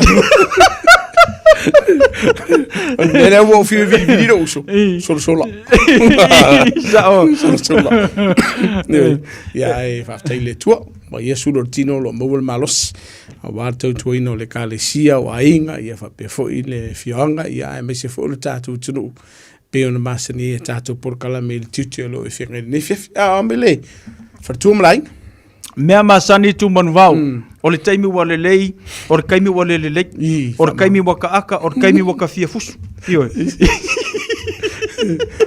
ale me piko singa le tu manvau e le iso lia ile tu la fono tai le iso lia tu la fono ke lo ai o lai fa tali tina la nge vidi mai ka ko ngumela masanga mo fo ina va tu vala mo ye pa fo ina fa fitau fa tai le tu ne fia malo ole wa mata ona mavai atu le tau mafanfana mo tatou te lo le pisir matanga ruenga ma le tau anga ruenga tu manu vau e momole tu ile fa tai tele to tele la tau sa la tau tali o la tau manao ale so swani to tele fo ila tau lo lunga lava le lengo le faitio ia ai o le tulanga pio na masani tu manu vau o ngo kako nganga paku or fa la lave manga o le fa fo se yanga ku le ai se fa se fa matalanga o ai tu ai nga fa lave respond ye le ofisonga o leo a o ai tu ai nga fa lave e fa longa lua o ai si fa lave fa longa ko ali faftai o le sila vaenga pito sila na ta uola o nanga mtanga luenga leo mo le sila fia le tunu o le taimi vala awol mtanga ia le tunu mtanga luenga leo vaenga mo le tatu numero masan tastas e le talia e li imata mai ta ia mtanga luenga leo lungo la wala o lo iei lava tatu no fuanga fa pitoa leo lo iei nisio tamali o alo fo imatu fa fine mo so le tunu leo no latu talina tatu telefoni la mo la toni la tu te fa so ina mai nga luenga i mtanga luenga leo pe avala o tela tunu mana tola e fa tu langa mai le fa fo se yo lo lambatia ile soifua o lo lambatia i fo ile saunga le mu ai mai se ia meto tino lo falanga ina bang mo mona ono o mai le lalo le si vaenga fu ile o lo ia ile fa la o lo tupu pe tai o la ua fa tala noa ma va tu fisili mtanga luenga le wa kalimai ona faiele ila to le fai unga e fu i vaenga o lo e fa mtala ina mai pe ma volunga pe ma wala e avela fa mo mtanga luenga le sta fa tai a e vini mai ngai o le ai te lua misa ma le tua oi au kaunga upu tolo fa fonga le tunu a e vini mai ia paipo o la fai foi fa makala me irkanga kale o waku ya te ia marsapelu a nga kaunga upu le ke lua faia vini mai le skanga kolo ia di falo lo ngoi e se tasi vini mai le skanga kolo ia se vaenga foi le o le ukalipi tanga tavani mo mua avel fa mo mua mtanga luenga leo il kanga kale wa sa umar sa peru tu lo fa fonga da turu ngana fa faingo fi o le fa kuringa ma skwa ai se a le lo la matir sa ngole mu mar sai fu tanga tare o ngo ku la ile i fa la bevanga lo karipinga fa lo manga oi ta valle e o foi la i fa la veio taunga up le anga ile kaimi ka upu anga palo Kirero mar fafita uri. E fua i la ina. Le vala au mtanga luenga.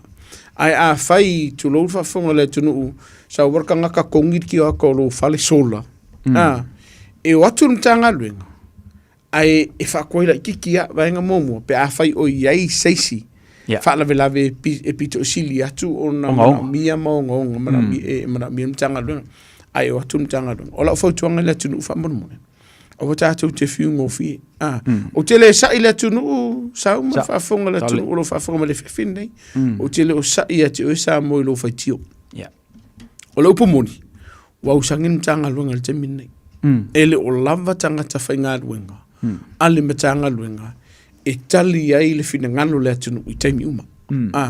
Pe la si le vaenga e iai lo fa fita uli fa pe o le mafaina o te mtanga luenga leo ai mafai ele tu pa po o mtanga luenga leo tenga lue mo kio aku ia ona fai leo ni se fitu nei tene na wala amal mtanga luenga ia mato fu pitola o fa monmole pe mafai anga ko wosi tu tala noa e me se lava pe afa i yeni ainga pasifika mato tita mafai nisi o wala e fo iai fa fita uli aile yo o isi tu langa ngo pe la va ona mafuanga le a fa ia we si la fia wa ya kum kanga le ko vidi o we te fi ngo fi o le si de va nga e fa mama la mai pe o mafuanga le lai ona le la batum tanga e fi ke fa mafu fa sa mo fa fonga tatu tunu lima ka vale o lo kulen kanga le ngale ese umar te metas ka le ngi se avano ai se a avel fa mo le vanga lo la matia le soifua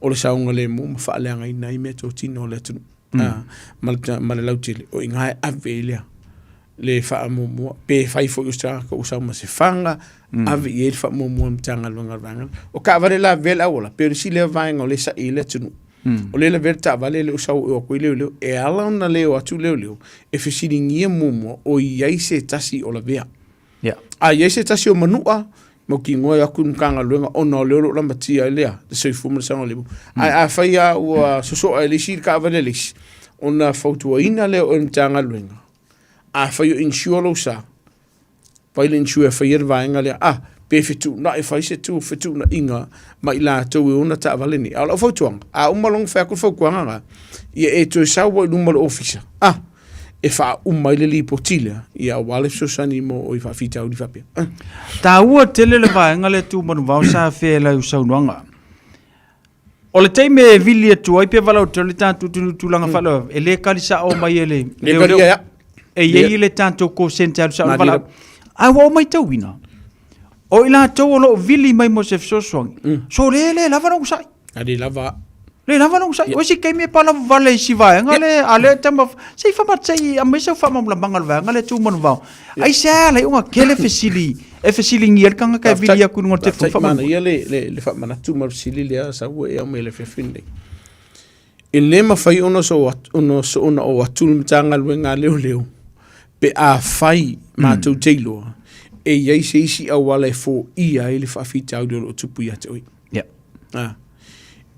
e le ma fai foi ono so ono o atul mtanga luenga leo pe a fai e loan mtanga luenga leo e a fia ele so i fu mtanga luenga leo ma ko ke fia i lo tonwa o fea o ia il fa la vela o a kongu me i o tutu wa e vidi mai ngai fa pe mai tu lo fa fonga le tunu se o le fanga o le arko inga fanga o se fanga mea ka alo e tele o fesili na ia fa malie ina nisi o vaenga o mtanga luenga ina ia mafai o na fai e filinga pe ono watu mtanga luenga leo pele ai ka ulo le fanga ma upenga ma ukingo arfa fonga le tunu bingo lo mtanga luenga leo ka mfai awa o le upumuni mo kere lopo pe ke fai me o se fanga me ka alo o se fanga mo no winga o in pawala telo fesili e watu mtanga luenga leo ia te o fenga yer kangaka e mana mia e fie lo mtanga luenga leo o a folinga o ala e o ase vai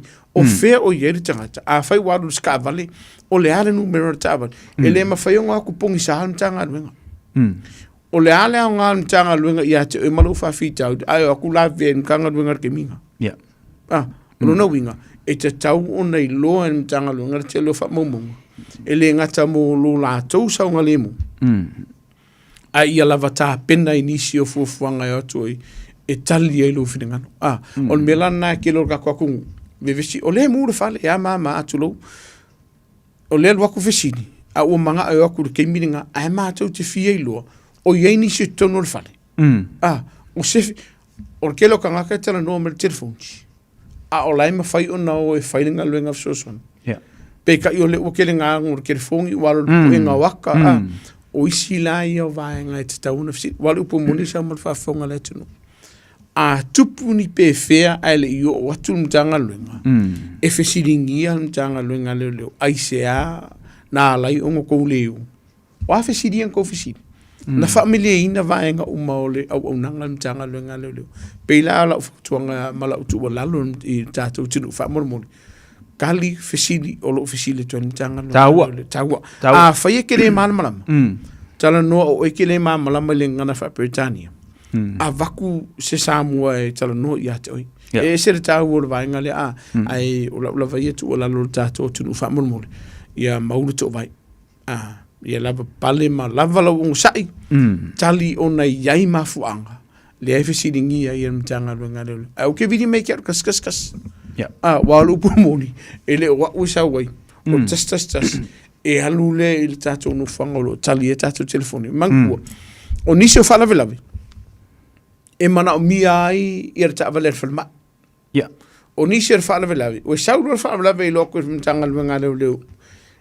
e sa o la ua ma so ifu ai le no o mtanga luenga leo e fe ku nga ila mala ambulance male mtanga luenga so ifu maloloina ia e o mtanga luenga fa suenga ai le fa pela ko nga me fo le ko fa ko mtanga luenga o lai ai le sia fa la velavi pito silia su no e ngo ko fu mu e no atu i e tabel falma ai mun mu kun kanga lo e tele yo vai nga tau na familia ina mo o le tau tua ina i ma fai o na tau tua ina i le tunu i le mawhai e ngata, i le mamalama mtanga luenga leo. Wha mulmorela.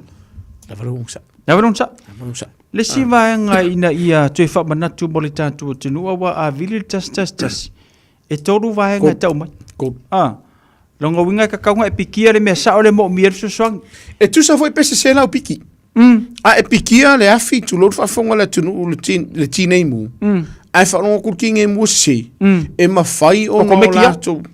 Mai a mako. Aku mai i mtanga luenga le leo. A mako whanonga tu lor whafonga le tunu. O se sio lai o sora mai. Whain kule i oilea. E tato fo mai. Alwaku fo i o mtanga luenga le whalemai. Ai loa mtanga luenga le whalemai. E sa o yeile so i fuolo la matia peita i anu. O lo a fie se ngā tū la fono mai mana mia le mtanga luenga. E longo mai fo i mako. O mtanga luenga i etu. Le ngā lue whatasi tātu numera le. O na winga. Au e ke popole.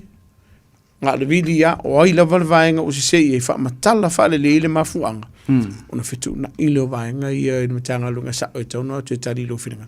Mana ia. Leo malam lama le tātu atunu vaenga le nā. Ina ia mana tua lava lau on sai. O le si mea sau, ni te unga leita. E ono mō lia o le tū la fon. E lo wha o ngā sia o tātou telefon. E le whai vai lau lili. Ma le si mea tu mana wawa ulam whau e saunua. A vilia vaenga nei. Ai se. E ke kongia. Sao? E iai isi au pela na ambulance a. Ona tūla vi o tanga luenga leo iai. A vilia ku e se. Lai okay. Vai mantua te lo tātou ele o malmalama inisi o vaenga. Ai a whainga ke kālo aloi. E pui e kau. Ioi. E le si tui ngā vaenga e tau i mātou o le non-speech. Po i lātou le vile tu mtanga luenga leo. Wakali ma mtanga luenga leo. A misa lom kua marko inga. Kangolom lau viria la leo. Ngoforo vidi. A tali me mtanga luenga leo. A ele kati. E kam koe ka pere telefoni. E toi vili man mtanga luenga leo. Ia te oe siaki po o kei oi. O lau fautuanga. A fau e sasi. Karir telefoni. Whaamalie i en mtanga luenga leo. Po le fui mu. Po le tinei mu. Po le ambulance fo le whanamai. Ua se ua mawak. A ia tau lava ia. E te tauna e tau tala sa o le taime vini me mtanga luenga leo. Ua mene tupu. A vini me mtanga luenga leo. O ia e vini mtanga luenga leo. E ko fuko e ka pere kere fongi. E anu taime mtanga luenga sa idi ai. Ai se a. O lo o iai le popolinga. O lo la matia lo seifu ma lo sanga le mu. O le si mea tumuna vau e a wha peke kaun koe ka pere kere fongi. E ilo le leia e le tō mtanga luenga le mele ke video koe. E iai vaenga e mawhaiuna whao ngā e mtanga luenga leo. Pea e vili mai. E ilo le leia le vaenga leo a. O lo kangi me lau kere fongi pela talata i msa ili le mtanga luenga. Ala o fautuanga. A whaiu e vili mtanga luenga leo. Ngolo wika. Iwa mau. Ia whamon mole. Toi tali pea toi vili mtanga luenga. Leise me pole o le o kei mea uma. A ie manatua. E iai ia le avanoi atu mtanga luenga leo siaki. Ma wha mauti no le. O lo usonga le mu. Leanga iai se vini me mtanga luenga leo. Ai wha fefe o lato wainga. O mai lo ngai vai le ka pelo. O lo na winga. E te tau wana whainga luenga mtanga luenga leo. E o watu wai. E siaki ma wha mauti noa. O lo le leimea umamalo e saunga le mu tono lo wainga. O ingori si me furi la wha pea ngai wa i ingi urko inga e ika o so ele se me ero kangi ma vili me a fe sorry wa se se rau vi ai o sa ile ki ngor i ingi ma o fe so ole ingeri ele se me le ole si va nga o tu wa ta tu fa na wita alo ta tu telefoni o no lo ia inicio la tu o lo tau ma fai mai ini ma fu anga tata beka young a le ufo o talo o le fana wa ke sila fi ole si va nga la nga wo ye metstu ka alo marka me kiki e ko vi kun kanga lu nga ale ole e fano o la kapo me wo ele fi fi vi show marka me kiki matalo o le upu mong yala e no la leve tu la fo tu la fo se la ta wo va nga le mai o la fo tuanga fo i matua fa ma sani le fa na u ia o la to lo le numero le just ai se a e ese le ta wo le mana malama le o tamati le taimi e vilina le numero le e le ngato se fa la fa fo se io se mu po le ala va se vaenga mai ai lo fo la to uno la matia la to soifu la to telo numero vile man tanga lunga le mana fa tai kwa malam lama ia le vai nga le atu ma wa mai seo le fa fonga me le tatu tu le tulanga e tau ma ona nga ia pa mo mi le soni ia ma ia lava le onu sa i so se temi o le tatu por kalame malifu a tu mon va le te mana tu e le tatu vala au na saule fa sea le tulanga lava leo me kau au kiki pasika ia ari e o mai lava le temi le nei o lo va ia pele to tele o ila to nei ma le si me o pe ia o pule ila ko lungo le awala ma dito si fa matala o anga ia susu enga leo fa o fa wa pe ia le va nga le tu mon va mo tum tanga luenga ina ia sa ia mai la to nei o tele tio le sa ia le tunu mai o ti tele tunu fu mana ile la le fa man malama le tatu tunu uni sio vaenga o lo faien tanga luenga ina ia tali o tu fina ngalo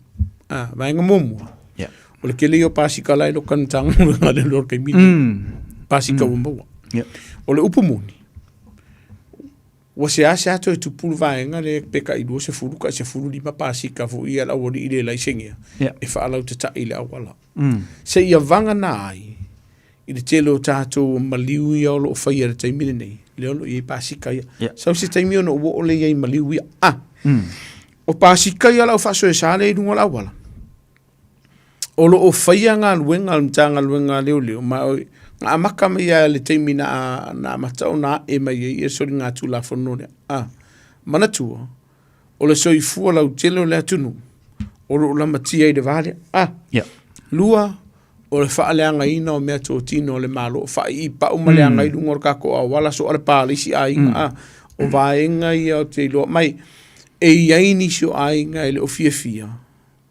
ona o leo pasika nge mua peia o la kouma le awala o le upumoni mai o tele o le ngia le atunu o lo iai le matanga luenga pitola au fa pitola va ia matanga luenga leo o lo la tō faia ia le ngā luenga lea o le tau mo faile ina ia tine ia le whaafita au le lolo o tupu te minei. O pasika uma e maua mtanga luenga leo i lalo le tū lafono e mawhai o na ave maloka mo le onu masina. O nga kokongi lor kupe maua i la tau nei mo lia i le tū lafono. Peita iani. E sai tia le mtanga luenga leo i lalo o fufuanga ma vai ngori ma teita ina mtanga luenga leo tū lafono. E le mawhai ai o na tuli le mtanga luenga leo se pasika a o lunga la wala. Bainga mumua. Le ia ma se keo ka ngakangi. O le ale o ngai kuli le mtanga luenga leo tangata nei ai maungo soifu o le tunu lau tili. Wa kama ia le ma se kea pawar mea le fia maua. O le alo ese so solo malea. Ma mtanga luenga leo. Aru wakwala o so oilis ka ngakau ki tulor whafonga le tunu. Ele o ke pawon me la poli o ngi maua ia o leo la matia ile sa ngale mu mar soi fu la tunu lau tele il pasika le lua e mo i lo soli tu la fono peita iani o lo iai pele fa i tengal mtanga luenga leo malalo tu la fono ile soi fu mar sa ngale mu o kangaka ki pasika awale upumuni ala vepe o ki kangaka le e toi fo i mai su engal mtanga luenga leo mal fam sinonga e fisiringia le leo lea ile mafu anga tonu ngale unga kuti e iai mafu anga e mawhai e mtanga luenga leo unga kuti pasikangi bainga mumua wa mau se soifu o se sirikanga karea lua o lo o iangi a upenga malolosi mangi a upenga fo ia la au malosi o lo feo i maltanga talia mai ono la matia ele soifu o le tunu e te tau una whaamali e ina e ele policy al mtanga luenga leo po vaenga li mateta ina mtanga luenga leo i lalo le vaenga lor kuringa o ka vale po ka vale so la tau fa pertani o fleeing drivers policy e te tau una whaamali e ina ai li kuria mtanga luenga leo se ka vale po o se pasika o lona wingala e aver fa mo mtanga luenga le saunga le mo le tunu lau tele wa o le fikamia i fole le lunga la wala e mo ia o lo la matia saunga le mo mai ono a faina ai le ai se vaenga pito silo no ngoro ku porque minga a ole taimi a tu le mtanga luenga leo ke le yo le afianga ole tunu lautele pe au ngale vese pasika ia peita yani o lo iai lava ia vaenga o lo fai le mtanga luenga leo lo vaenga mo ka ko helicopter ya so lo amaka lo ngama wol so soni la toni o kai mia ru de fati pu e ngan tanga luenga leo ma morir kula fongo ma ave tato il fam sinunga o lo iai la nga fa pena lo fai mtanga luenga leo pe le si vaenga lo sa email tunu ai si i samo o te le avano o le fai ki vaenga ne alfa no nga fo o le kele o le tunu o te le le tunu sa il mtanga luenga leo i kai me kuli ela ver kanga ka oki pela ve tu ngar tanga tana po isi tanga tala o le tunu sa ilo la la ku o le si vaenga le tuma vo le fau le wa ma o le au ngole vaenga le mafuai ona tele ina le fa tanga ina no tutulia ia e ui ia ile sa ia le tunu mal to telo ila to va ai e lungo awar ma pasika ai o le tou fo I fai te tenga lea ni a vea le tou tuli no le te pasika a mamea e a fai nei le ola mar soifua ka ua kele le vaenga le ngafe mai e koe fo I mai I le tom tanga luenga e to tele ni sio alom fana o le tunu li fo imta mai ta ilom tanga luenga fai yesu ngam tanga luenga leo o le fakingo nga luenga tu lo fa fonga la tunu ai mana o fo il matanga luenga le fa mautino o lo fa tino I lalo le tu la fono o le upu mongia anga le kula fo e kuri fa solo ako ya ngon mele sa mato fa ye taimi fika fan ma fo ye se fulu to sanga talu le asa fa tino ai o sa ile tunu ma o to tele ni so ila to lo faitio telo ila to ma lo soifu tele o me to tino o fa leanga ina tele o le soifu o la matia ma sa ngale mu ono o le tuli ina le al mtanga luenga leo ka vale pasika o le mafu angalana ka me mai la ile I le vaenga le o tatu pasika le o fa nga ina I tatu maliu wa le upu moni sa mal fa fonga le tunu o le to tele yo alo ma fa na o le tunu o lo afia I le vaenga le fa mai le tu la fon ele ai se le anga le vaenga le lo la to fa ia pa wa le o le tarsanga mtanga luenga ia saunga le mu o ke fia poko runga la wala pa fe ki pasika mal polo kala wala ele o saunga luenga na o ngale ale nga apa ko li mortu la fon ia la I mtanga luenga le ma fa sala lo ila ko tu morvau mo va ia kur ko meni altina ia me alo fa yoasa e a inga le le mele e le nga ka nga oi maliu ai pese ke le lo para le ngo le me o le fa pe pefu solo pa o pa si ka ngo o e a fia I maka vale fa I pa u solo ngo o ma fa asu fo le se o le fa no anga e le fa peritania fo le mo normalize se kanga ka tatu tunu e le o se o langa le ngo la mai sa mo o ma no vale masalo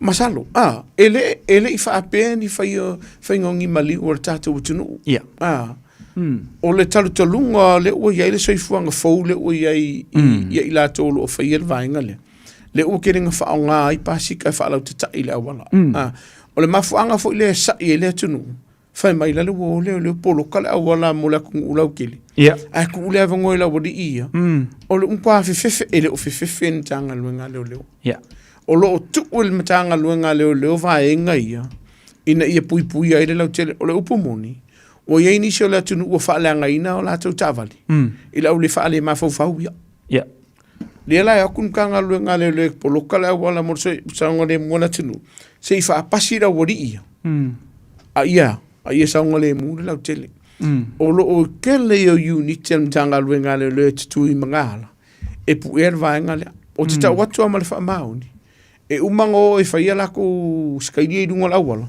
ai mulmuli ko la ko sala o lo ia fo ila to o tafi o tele la o isi vanga o fe mtanga luenga le nga ngo la wori e ko no fanga fo I fanuatan fa lo mal polo kantanga luenga le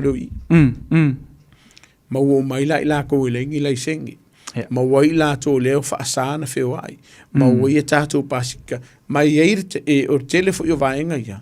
E luka ina ima ve ise mtanga luenga le leo pasika. A ila to o lo solina tu la fono. Ma pasika le taune lungo tato wala. O lo na winga la fa mtalanga. O lo o faianga luenga umaian mtanga luenga. Mo lo saunga le musamo. Pela o le winga la fa mtalanga. Wa o faisito o tele o tamam tina mat tu o tatu tinu. Wa ku fa wa ni si o alum fa na la ko ke fa yel ba ngale. Ai le si le la. Il songole mu. Pe o fa ko ke mo solo. O la fa kanga tu la fono. Pe fia pa si ka rungo la wala. Le fa kanga. Fa kanga. A wa te solo ina tu la fono. Ma ye e si le songole mu le skanka fe wa ile rungo la wala. Ai le olo fia kama ma fama la kupolo kama lisi ku wala ne yo mai ka val ia pasi ka le ile kule e fa sale va ngale o le to tele le tantu tunu e fai tio le va ngale a o le fa fonga mai ma tu e ana fa na ni a dira fa ngo fia ia sa o le a fa pe la e kankanga yange o ye se pasi ka fa pe ro fa e te tawana e siringia lo watali sa o le fa ngo fia tonga nga tu mo e se le fa ngo fia le va ngale ona wo ye mali wo mato wo ye e ku va luar ko inga polom ku sa pasika ngi me fa penga ia ma malu pele fa tino ino sauninga e fa ngo fia fa tino ino le va ngana pe tai pe no ta orte mo sola wo ye la vanisio ai ngo vola tu te tala le va ngale wa ve le va ngale fa mo fa arongia ma awala u fa tino i solinga tu la fon o le ale so o kanga fa ipa o pasika marka vale marmari le se se vang fa pena e ta o mai o le e so rir kula fo mai o lo o yai peno ta o te mo sola o le kai mi ai lo em tanga lo ngale lo ye ia mali o lo fa ngai nei vanga ni te le yo resources po vanga om tanga lo ngale lo li fo mta mai tai o le ala a fe o ai ina ia vai fa mo tino lo sa ngale mo a faila e ese te me tau fin nai lo sa e fa pasika le fa malulu le tunu ele fa pe fe le ku en tanga lunga le po uska it vainga le ai o lo fia o lo sa ngole mu le lautili pe o vainga pito silini na tau ai o vainga fu ia ke le ora pu akam tanga lunga le pu e aka kanga kangi e me sia la vainga fu le wa afa mai kingo fa fo fa mala mo tatu ta vale o lungo keli o lungo afi o lai ave ye salam tanga lunga le ma ave mori lu mor tu la fun pe ave ola tu sorina tu la fun mane maram lambal va ngale ali si va ngale tu mo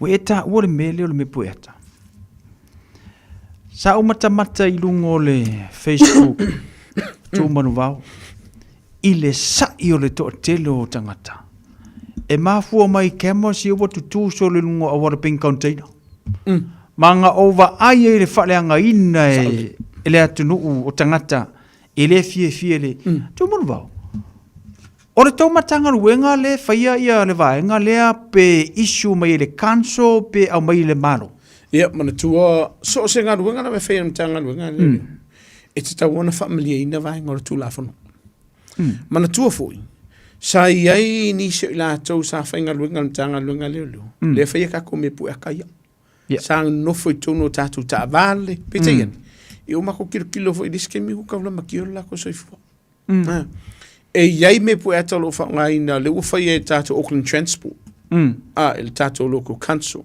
e iai me pu aka lo fa i mtanga lunga le o le malo e ona ina me to tino nei peka yang ele pelo lau fa manatu o le otele na fa le ngaina o le upo mongia o la e mo ila to lo fa le ngaina mo dia tu la fono na ala ona fa i me pu aka ngi e mo lu sa ngale musamo ia wai fa la mo vale o lu pu moniana o ila to o kam fa yo e fa leanga o le fa no no ngole te mini so se nga lu wen ngai fa ta ti am tanga lu ngale le mo se fua sa ngale mu o le tunu e ia la to e tam fa e fa leanga le nga lu ngolo fa tino ina le em tanga lu ngale le male malo o la fa tu o la ri vai tu la lo le tunu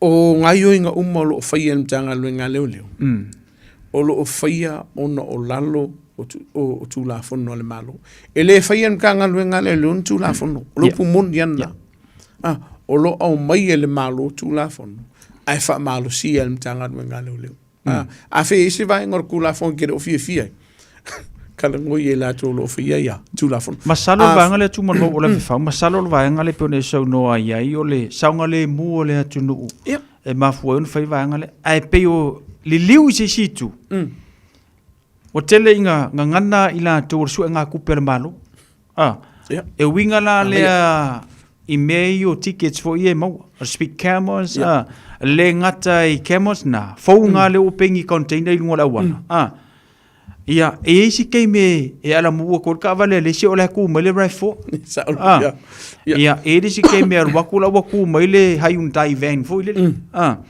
e si ke me e wa ku me ka ma fo le master fo le ngola wana so everywhere wa cameras fa so la to sila ye samu ana le ai vaenga ne yolo fa tatia ko kele o fiuki o le upumon yana o le sawa o le si le vaenga o lo so ani ma o lo fa o popo ai to telo ila to ma li o le upumon ni na a fa ye limas fu e le se me ke popo le fu pe a fa nga ka ri lo limas fu wala na esai wala ngo ele fia wala na e fai tio o e so lia tu la fon mo elu se lau li mas fa ko mo ngana ele ma fai a fa le tu no ai la vese kasi ile o se fu anga le limas fu ai mariu ele ma fai e fai mai ke usa mo a fe ko ai ka vale martangata e o ki ka vale pepe ka vale tu no fa fonga le tu ai malor ka tu lo fa fonga le tu mal ngana fonga ina o le mafu anga le wa lai ona tu la fono ne mo lu sa nga le mu a wai po wai a fe me malu a fe ko ai marka vale a le manu atunga e ma wale so fu la nga kasi ale me le ma fo fa ona tu no a tu mo va so nga kupe le malo mana tu peni ele o kua kongon kanga luenga leo e toi fo I te tonu le tamau a ingo leo la tunu ai a fai ala kere manga e kongse kupi o si ta I tu la fono ma le tulanga fo ile le pe waye pe fo ile le wa a vea vaanga ma me wa no ti ile to telo e wi la ma le e te sau no mai o le saunga le mu a le to telo ila to le alu la taile na to ma fo wo so e kupe le malo e ala I cameras le ngata la ina tutu ia container lungo awala fa popo kuai ma rifle sia ma vengi lungo tilo fara lungo awala e ko kiki ka yongo cameras fo le kuku lungo le ngaka le sau ala watu pe ele ma ngale le e sa il to telefone le mafu ona ele o sta ia le tunu tu la fono mo na fata tia a sila ia samu le ia se singa mai tu la lata vainga nei anga le aingi kula fongo e fa sainga ile fa olima malenga oi ai kakala sa ila le ku urkelo la nga e mara fa olima mara mo vali ai sea la maki e so fu e langa fe felistanga te fa tino so nga tu la fono o no fa salanga pe yo ma fu anga le wale no fa tia tu la fono anga le ingi ku la fono ia ka ilo ia ilo le tu a sila ia pen o fa te mo sola ele ai se o tangata ia o sa I te mini o lo so ku la fono o lo pomon yana tele le tatu tu no lo ma tu tele no ma ko I fa Afrika ia ni si o vai ngolo fa tia le malo ai fa malo si en tanga luenga leo ai se lai folo ila ko mo staila tu la fon au ila ko ye le o ska il ku la fon o ila to ye le o fa ki e o la u fe ai onga ma ko fi nga wale onga le sa o tu la fon ai se li wa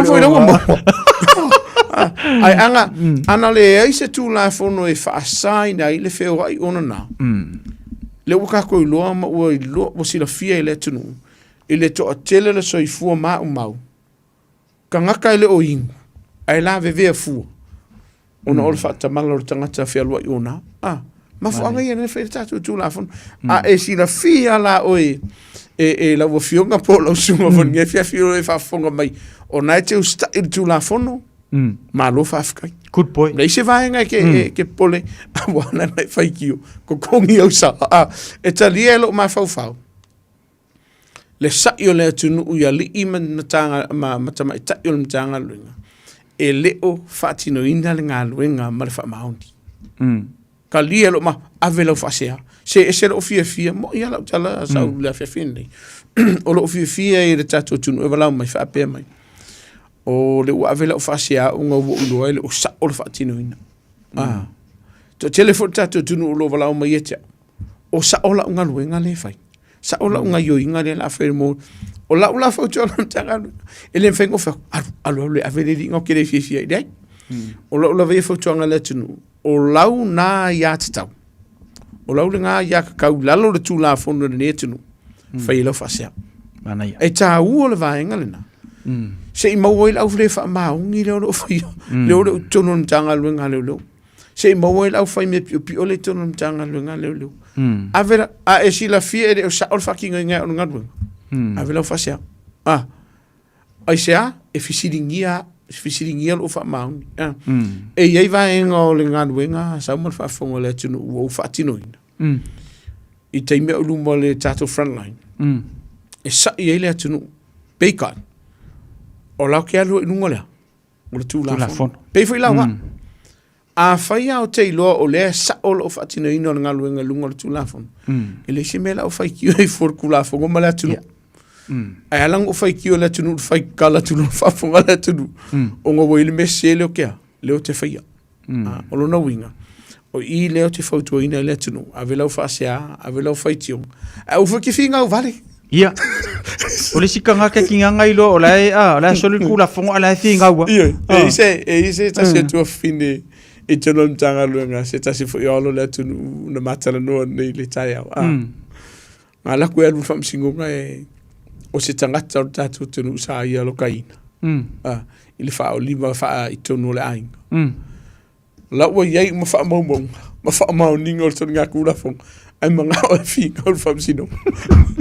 I o lau nā ia te tau. Ai wana ko foi ram kala ki nga ngai lo la fa mau gia ka ur kua oi puer ka nga kale aka ya la uno ala ma o sa o mai o le ngon me ya e mana tuala no tatu tala no de vanga le o le kai mi e ke lua ko ke manga e fina wina ia se mata up e to e fo il mtanga luenga le e ko e su e uma mai ma fa ia fa ma monga fa mauti no le sa e solina tu la fon o lo na winga a fe ke si la fia I lo lava ia loto fa ke isiano ma lo fa ma oni o esas ka dia fa salanga o la o anai a fa ia ke lo ele o sa o fa tino ino nga lo la fo tuanga le tunu e fa I te mi fina o launa ia tau e fa ngaina e te fina wina I se vai nga ele o sa on fa tino Manai, wai ta ua ia le vaenga le whamasinonga tumon vau. Wa mai ia whaalawe te wainga. O pisi ali tatu mtanga ruenga I family violence po o mewa kau. O le mea wasau, lalo po mewa ki le ngarurunga. Lua vaenga po le mtanga ruenga. Ao ina le tele ia whaalawe whaalainga. Ua ieri pōlenga mtanga luenga o lo ia ile atunu o lo sawaina peita I ua ieri pōlenga mai fefefe whailoa mtanga luenga. Lo lato wa afianga o lo ieri taimine nei. O lisi pōlenga mtanga luenga. Ua iei nisi o tatu atunu ua talia o lato mafofau. Ia sawanga o lo whai e tonu ainga. O le vaenga pito usili leona ta ua. E te tau le tātou tunu po alawa vesinga o lo tupu I tono lo ainga. Ai a whai e te sila fia mua le I masania I e lo ainga le sau aina o e malau whanau. Lua wa ye nisi o vaenga wa vese lo ainga o no le ava malosi po nisi fo I o fufuanga whale ainga I le vau o lua. Ia marita mapo tina fo le ainga ma le whanau ma ua e yeiso ma ua yeiso po lenga I lo saunga lemu. E te tau ona whapsota imtanga luenga leo leo. E ma whai le teimine na. Ono atu mtanga luenga leo leo whatartala noa le mtaupu. A whai e loa mtanga luenga leo. e leo iei se soli ngā tūlafono o whaatinoina. E whai ali poti al mtanga luenga leo. Ai a watu ai nā mawhautuanga mō oe male ainga. I nisi o vaenga e te tauna whaatinoina. Mō lo saunga le mu, man saunga le mu o lo vaenga. O lo vai e pēr mtanga luenga leo te mine nei. Le whaatuputupu la ia. O nisi o sauanga o lo tupu tono o tātou vaenga. Wa whaftai le whewhire nei le ua e tā ua sau ia sauanga tono ainga. Wa whaisi tele o whawhita au li o lo a whia i whanau te mai ta i te mine nei. E le ngata i te tonu lava i o ainga i sauanga fwilele i le sasa o upu whaiwhai. Ua whaisi whaatuputupula i e le tele o winga mātanga o lo whaatino ina le te mine i a tātou whanau teini.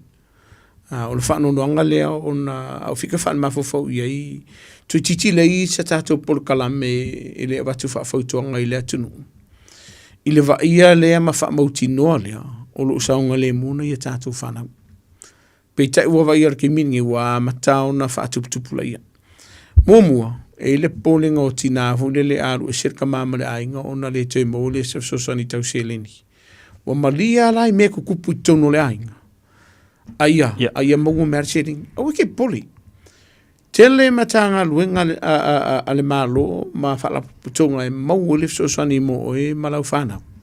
Pe a whaiele o wha maoni le tamaa. Maolo o ia whaia sa wanga i tono lo wainga. E whapena fu ia tamaa. A whaia lo whaatino ina le tina ia wainga ni masori ngā tūlafono nei. Te le wainga o le tūlafono e mau e se sosani mo e. Te le o le tātou tunu o lo walau mai. Me se lava tamaa. O ia le vaenga o whawhiwhiwhi na i e tina ia ngai kama. E au warku la fongo ia.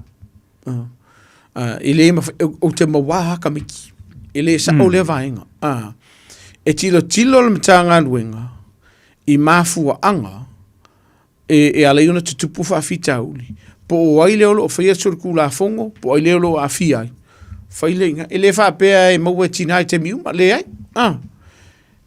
Le telo o ila tolo matutala no o tama o la wia la ko fanga ai se a o ia le fa mauninga o tina o fa tupuina ia sa wanga i tonu ainga e se la le tau o le si o fotuanga sa mal fa fonga la tonu au ke upu e se ala fana au ke fa tonuina le fanga o fe si pepelo ai se a e un ko e fo i mal pepelo nga ia te oi mai te ono la bleve le tu la fon te le yo fa fita o lo tupu te mine o te fa fita i le tato tunu o lo wala mai o le upu moni e te tau ona saunga le mu fa nau i te tonu o tato wainga pe ka i ke miningi ua makua fa le yang wa le stangata le saunga le mu o le fa nau ai fa ilunga fa le ma fo fau tu lo le ngana o fa ngaina pe no tau o te mo so o lo a fia fa nau teini inisi o so ngā tu la fon no matanga tina po tama fo o lo ia la to fano au ko ke mama au ko ke popole au to te fefefe to te o mai li poti to no tanga luenga leo fa la velave o lo tu pu te mino lo a fi ta to fano o mele wo ye ka ko sulum ko ka ko para ai ki nga so le chauli o lo pu moni o fa ftai va o lo sa wa ina tama peka e fa fi tau tu pu te mino wa malia liska mai sa wain ai muse ta vale il tonu no ainga ma le lautili o la fasi non ko lua tole wa malia lista mai sa wain ai o ngi ko equipo ki tu lo fa fonga la tu langa lo tu e ye ni si o la to lo ta mo la lo hino la tu te maliang e o la tu te tolu ma wa vele ma vainga o puni ti ai i ele fai o nga luenga te ona fai e fa e fa sa o ina ia se ma so ringa tu la fono wala na tu sa ngole o ke poli vainga ia ele polen kanga luenga le lope ke overstay tu lo fa fonga le tu pe ye lo ma fo ke vai tu lo ele lo ka ele se ma ko pising ele se i ngaro ma e te taua ona fai le nga luenga mtanga luenga le ina ia fa motino o lo e sa ngole e ser ka wor vai winga ka nga fa pe o lai lor ka ma o la fa ma ka moko kinga vidi langolo ye vai nge yo tupu te minni o la fotuanga e ta tau ona sa ilisef sosoni o le fa no nga fo te minni o lo ye na ye ngari o lo no fo ma ainga ko isa sao ar sa par ka ma ye portina i non to o no la no fo to no la o lona ainga. Sa ili se sosoani te minei au wā oe malau whana. Penga oe fo. A whaia ke sira fia e lamakia e lo saonga le mumalo soifua. Ka ko whaira kala fo mo fo iskorua. Fa ave lau wha mo e lo saonga le mu. Saonga le mu me sinam tau. Ese tau o vanga. Ka hua kele le vanga, o le fora kau la kungeso o le fo ia sawa, ka sia le o afia ia. Siriar mat. Ka sia le o la fe no kusia lima. Kero, o le faf kai we ka peian me le wa sina le la wa seus. Ne no por mele o le fai mane sa ngi ka me fenga o. E te sila fia sa ua, e fa ta la fonga le vainga le. Au mai tau wina e le entanga luenga. Ole to tele ni sho ilato. Ole popoko ia fo ile le tu mai fōringa fia ilu mona lau tele. Ia. Peita iane. O tu atu o fōringa fia ia.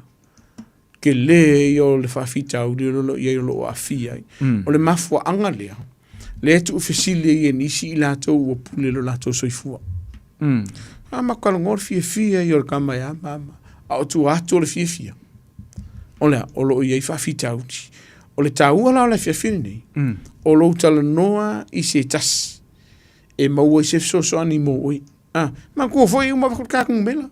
Le ai pupung ar kakola mori ko kiki e mo ia le se susor kakola mori. Le pupung ar la moria. Tatu no fo tatu tala no te whafta iuso.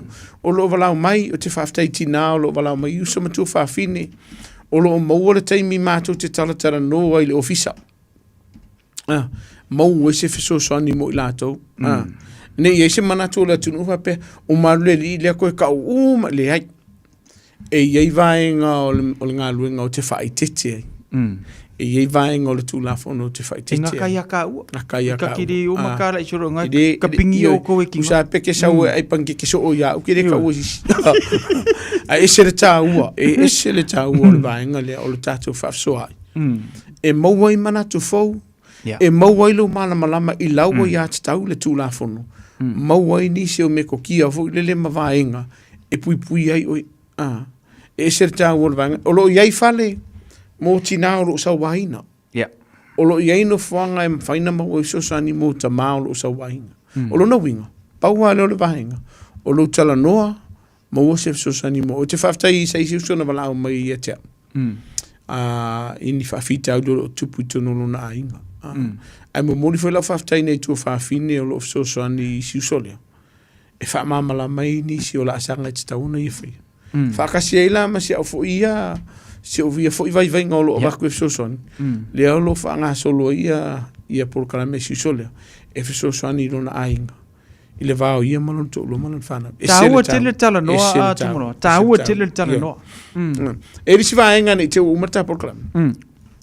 E iei se vaenga o le tūlafono o leolo tau ma whaile malo e whao whimai.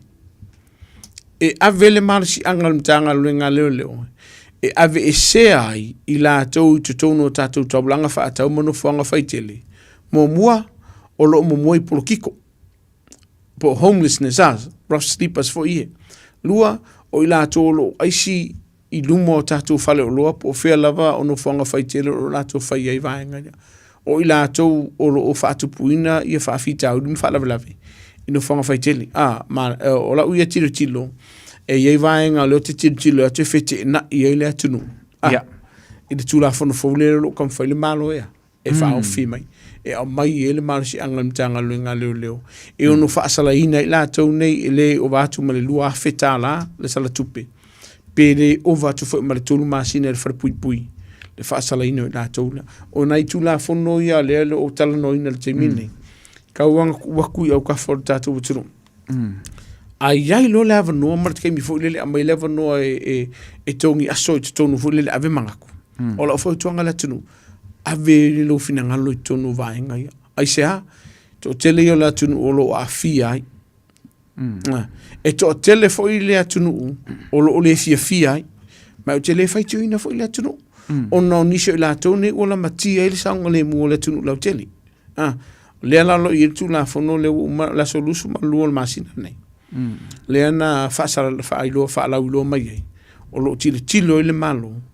e ono suia le vaenga lea ina ia avele malo si anga mtanga luenga leo e fai e ni moli anga ma moli ma be sei la to men fonga fai teleni Fafteia tu mo manatu la mafai ule tampor klame moli atu fafte tele la sunga moli famno inol taimi salo e te mo se sitava no le silua vayaso ia fafkai au fike mai te lo e tele ani vaenga te tau ona a fie le tampor klame ia ai ono i le tampor klame so mai mele tu atu fa mai e tampor klame tu mo te tono e ele uma tampor klame na fa monia tu ia la so soifu se uso e Australia te fa so malolo vino a shu a tolona lima mal fa to sanga la sonna ia mal grandson le ile o si ona siki junior saulala ia lo fa tu san ia te o a tole valu te sanga ia le ngatailia mo le sila fia le tata utinu ele aisa ku pe ko kongia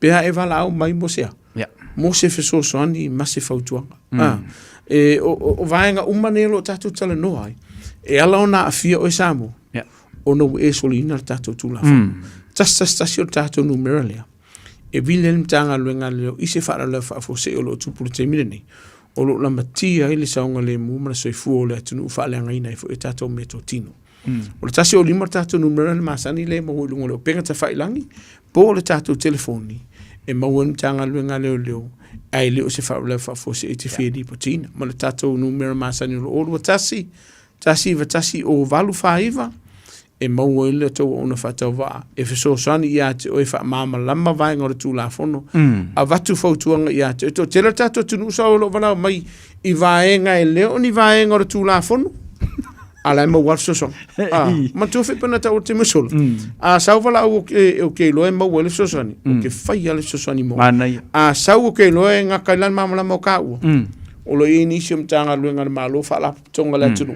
e ma fai ona o fascinoina iai oi e ma oi sef so sani ne fiafi fa aftai mo le mato o noa ia tatou tapuleole le lofo le sinu va yaso Samoa ia manuia fa so songa ne fiafi tatou to fe lo ile lofo le di so I fume manuia aftai atu mon vau fa aftai mo le tampo klame le tatou e fe lo ile silu va yaso lo mana nei ile lofo melanga le ole tu manuia ia ngaluinga ne va yaso fa so I fuia Talo for Samoa on Mr. Cowboy Lenny. Fa for fonga ma mai mo mai bea I le Radio Samoa. Yeehaw!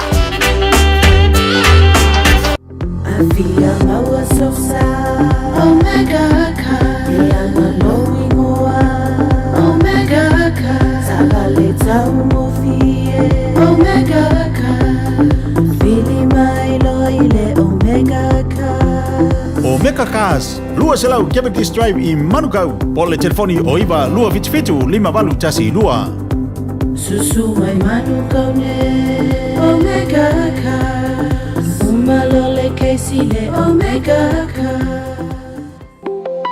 O le Accounting 2000 Limited, e whai lai au la fonga businessi. Maisi la fonga I le mai ai o le tausanga whale tupe, I tausanga uma. O le au wala lea e mawhai ai ona toe maua tupe, e te tau ona toe fo I mai a te oi. E fsoswani fo I le Accounting 2000 Limited I a te oi, e alo ese mai le tutongi o tupe e le te tau. E fsoswani fo I a te oi, e maua la fonga toe fo I mai. Whawhaso tai, Bashka Prasad, mai fiti, Accounting 2000 Limited, I le telefoni o lua lua, Whawhituiwa, lima tasi tasi wha. O lua lua, Whawhituiwa, lima tasi tasi wha. Eva mai pea I the radio kasi lima I wakolu amo Au ngate sunga mo Leo o tula imbale tatu te mile wati lua minute wa te ale tula iwa wa wha matafia tule tatu porklame marsunga li malu al malo tu manwao seki asiu ma tanto porklame oi maratula whano peo na masani ai ea wa tanto tanu mai fo ile si ui ma le taurungo le tanto porklame le nevanga le fiafi ea o le upu fola le tua whapenao na taurunga iai le tanto porklame ia mai se fo le tanto tautua ile ne foi a fiafi fa tasi mai lana ona ia wala ba foi le suitulanga I ana ona fa fengainga pasta tavita le vuka le ngata fo le pasta ropati ia ma le tanto porklame pe ona ile taimi or filinga ile nei foi vanga le fiafi ia fa no mai le nei tula tātou te whaalongolongo ma whaafonga e le upu whaawina le atua ta wala mailana au auna ia ua te pereina le tātou porklame i le nei whuiwanga le fiafiu simaia le whaafonga.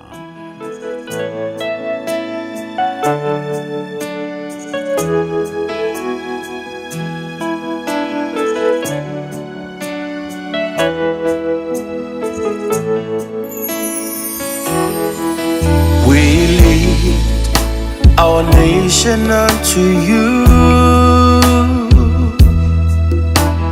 Lord, let your glory fill this land.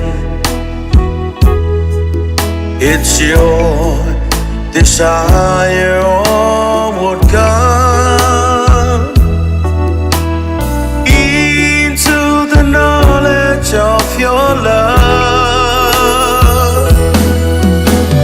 Multitude and multitude in the valley of the seashore, waiting to hear the good. Samoa,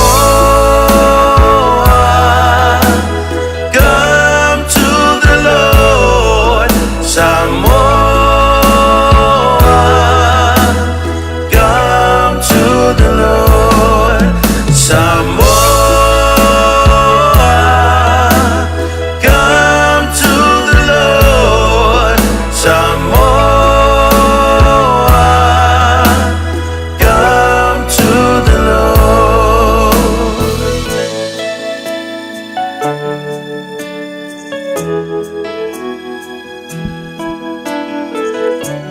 Le tātou talu.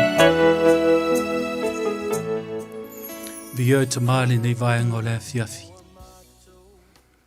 Mātou whaftai ia te oe o no le nei awanua mātou ngō fie. O e sau nia mo I mātou. Whai ona mātou whaalongolongo a e whetalai e tusa mau a fionga. Ina ia mawhai ona tō matawina I o mātou nei tangata. Ina ia mawhai ona mātou loa lo fina ngalo. A o mātou I ai le nei lalo langi mātou te iai. Te whalau ia te oe le nei vaenga o le aso I anga le leila wa fio.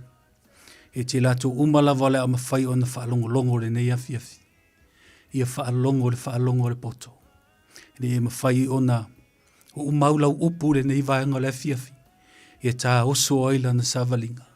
Wa mātou I loa matalitonu. E le o toe le lei nei aso. Wala au ia te oe lau whaau unga, whaau ulo nei tangata. Ia e whala waa ai lo whina ngalo le nei vaenga le fiafi. Wha manuia I le amataina si au olo na whai uina. Tu mau ia te oe lo vi inga Yesu. Amene ma amene. Ia, haele I ho oile upua le atua le nei vaenga le fiafi ia. E whaatalo whatu le pa ia mare mamalu si o tātou o atunuu. Ia o mawhaifui o na mawaina le nei ala ata. Ia o le tātou Radio Samoa ta silima I watolu a mō. E whaifui ma whamanianga ia te oe I le aso ma le aso. Ia le nei a fiafi ia e tau mwhai atu foi. Ia I se whiauwha le anganga. Ia e whapena o na whasoaswani ia te oe. E tu sai malau sa valinga whatalo whatu I te mama tina mātutua o si o tātou atunu o le au laulu sinsina.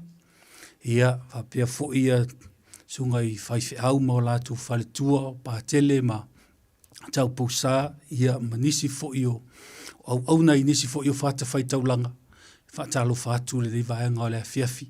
Ma lo le ngā lulue, ma lo le tau atai I le fina ngalo le tua. Ia e talitonu ia e whaifua whaiva. Ia o si o tātou watunu.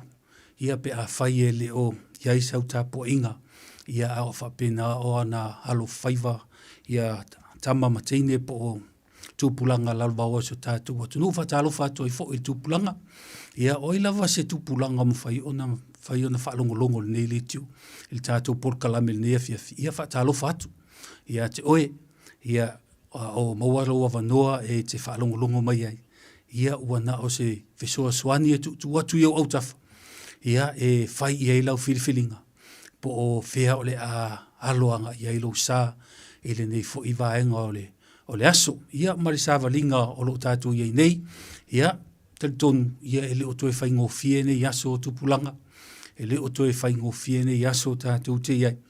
Tu ia nei ta mama tina mātutua o wala loa i lātou le a fionga pa ia le atua, ia wa loa fo i le sila fia, ia a o tātou ia po o tupulanga, ia e tu watu pēa le upua le atua, e nei e mawhai o na fisoa swani, ia te oe, i lau savalinga o loo iei nei, i le nei fo i vai tau, ia, o le whaatalofa le nā, i le nei fo i vaenga o le afiafi, ia, te tonu e le o pa au mai le sunga i le whaiwhi au ia tā vita le vuka, ia o sui fo i lau sila sila mai fo i le nei vaenga le afiafi, ia o sui fo i le nofo atu, ia e whaua uina le tātou por kalame le nei vaenga le afiafi, ia o le pa au mai fo i le sunga i le whaiwhi au ia ropati, ia o nisi fo i o tuatuangia, ia o mwhapena fo i ona le mawhai ona whaua tātou por kalame, al por kalame le nei, ia o por kalame ma sani lava, ia e watuai le e so swani i le tātou, i le fo i tō vine o le Voice of Christ, ia po le organisation, ia whaia ia umasui, i lunga le tātou leitio, ia e whai fo i ma, ave whi au le tātou organisation, ia e watuai fo i se whi au whaleanganga, ia i le nei fo i vaenga o le afiafi, whaamanu ia tele le atua, ia te oe, ia o nei afiafi, o le sosoani mo i tātou, ia e whaapelo na whaaulu talaina, wa na o Yesu le tali, wa na o Yesu le tali. Hea, te tonu wa lofo i ana e loa le nā vaenga, i lau savalinga wa e whaalongo whaafia fo i ai, ia o talanoa i fo i nisi e tusai fo i malea fo i ngangana, wa na o Yesu le tali, ia wa loa fo e tātou e sao, a le au noa tātou ma Yesu, ia tātou te le mawhaia lava se mea, e le tātou savalinga. E mō mai se whaitau i le tusi lea a le evangelia o Ioane, luna whai upus, mata upus fumarwha, luna whai upus e ono, tātou a mata tu e tele nei mau, e au watu, i e wha mausali a ilo iloa, wana o Yesu lava le tari, o mea uma lava tātou te whaia. Whapelon whaitawina, o whetala i atu Yesu i a te ia, wa au nei le ala, ma le upumoni, ma le ola, e le alu atu lava se tasi il tama, pe a le ui mai i a tea, o mau whaingo whia maua, wa loa na e si la fia, e tolu mea te tele, o loo whape nā o na whailoa mai e le evangelia, po i wane, i le tusi lea, i le whaitau lea, ia e tātou te wawa ai e, tātou te loa atili ai, wa na o Yesu lava le tari, o mea uma lava tātou te mana o iai. Mea ia o lesi mea mua lea na talanoa ioane, o au nei o le ala. O Yesu o ia o le ala, po o ia o le whaitutoa. E le ai lava se isi whaitutoa, o na o Yesu lava le whaitutoa.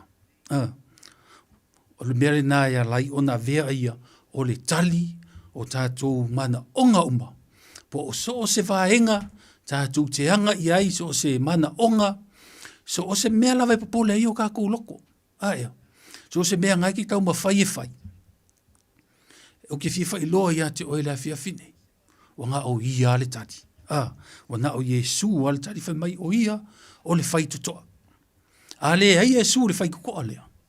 E le mawhai o ngā e urufale. Sa mua le atunu pele. O le tātā longo lava le nei a fiafi. E fia wha manino, e fia au watu o se lapata inga e toi tu wina atu yo au tafa. E na ia e sila fia ma, toi wha manatu ia te oe. Wa na o Yesu le whaitutoa. Tātou te o atuai i le malo longa. Wa uma na saunia mo i tātou. O le mea lona lua nei ei whapea. Ma mai o ia foi o le upumoni. O Yesu o ia o le upumoni. O le mea mua o ia o le whaitutoa. O le vaenga lona lua o ia o le upumoni. E ke le upu kako ki whaalongo iai. E tele tala tātou te whaalongo iai.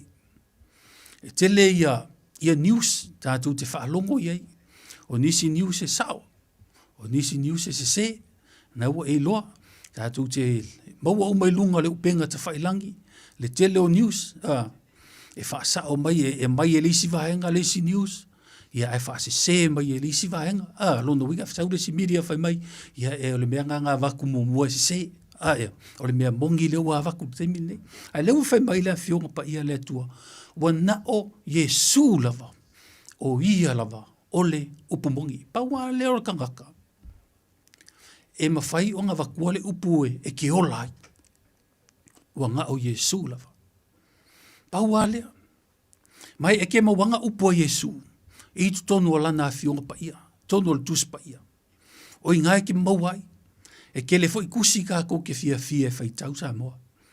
Ia mai se lava tu pulanga e tele to inga tusi e whai e tau. Ia mai lesi kusi le popular temi ne ta o Facebook. Ia, e fia tele iei le tu pulanga ia mai le tele o tangata. Wale na o tu pulanga ia o kangaka uma, e o ka mai kiki. E ke vai aku lai omi le telefongi. E ke vai aku ia o le Facebook le mea lai omi. Ia, a whai mai la fionga pa ia le tua. O ngā mea uma. Ia, ke le i o fake news tātou te mo mai. A whai mai la fionga pa ia le tua. O na o Yesu. O ia o le upumoni. Tu anga e whai taulau tu spa ia. O i nā e te maua mai ai upu a Yesu. Nā te au maia le ola ia te oe. Nā te maia upu e whawhangai oe. O upu e te ola ai. O upu e te lelei ai. O upu e te alu ai lumba. A o nisi tusi e tele tātou te whaitau wai, ma nisi news e tele tātou te whaalongo iai. E mo i lava lelei. Ia ai eilonga kaimi e mukai. Ke leo kusi whai kauri, kaimi ngei e kaimi e lawa umanga iele aso e expire ai. A lea fionga pa ia lea tua. Mai lava le amatanga e taimili nei e o le whaavavau. E le suia e le liliu. Le matango fie, ma le sao o a fionga pa ia le tua. Ma e wha masino i nai fo i tātou, i a fionga pa ia le tua. Samoa le atu nupele. A whaila e te fia maua ma e fia i loa, le upumoni, sulu i a Yesu. E te le awala e mawhai ona e mawai le upumoni, o louta talo. Tō anga e tuli vai, tō anga e ta talo i le atua. So se mana onga, e kari lea kua i mea uma. O isi tangata whai mai wafiu e te talo. Au te fia whai loa i ati oi. A sa o hale mea lo ka kia i lo loko. O le whai ngō fie i o ngā kari lea tua i lau te talo. A e ka kalo, ma le loko wha ole, ma le loko masalo. E le tari. Aisea, o loko wha fonga le upu moni lea i ati oi. Ai, o ia fo ina te sue i loto o tangata umalawa. O ia fo ia sa ili mai i ate oe. Po sa o le mea ngai ka ki e loko. Pa wanga le mea fia i loa e le tua. I ate oe maa. A e fia mawaina le upumoni, a e fia malama le upumoni. Sa ili le fionga pa ia le tua. O loo ta atia i nā upu a Yesu. Ma le au perfecta, le au apostolo.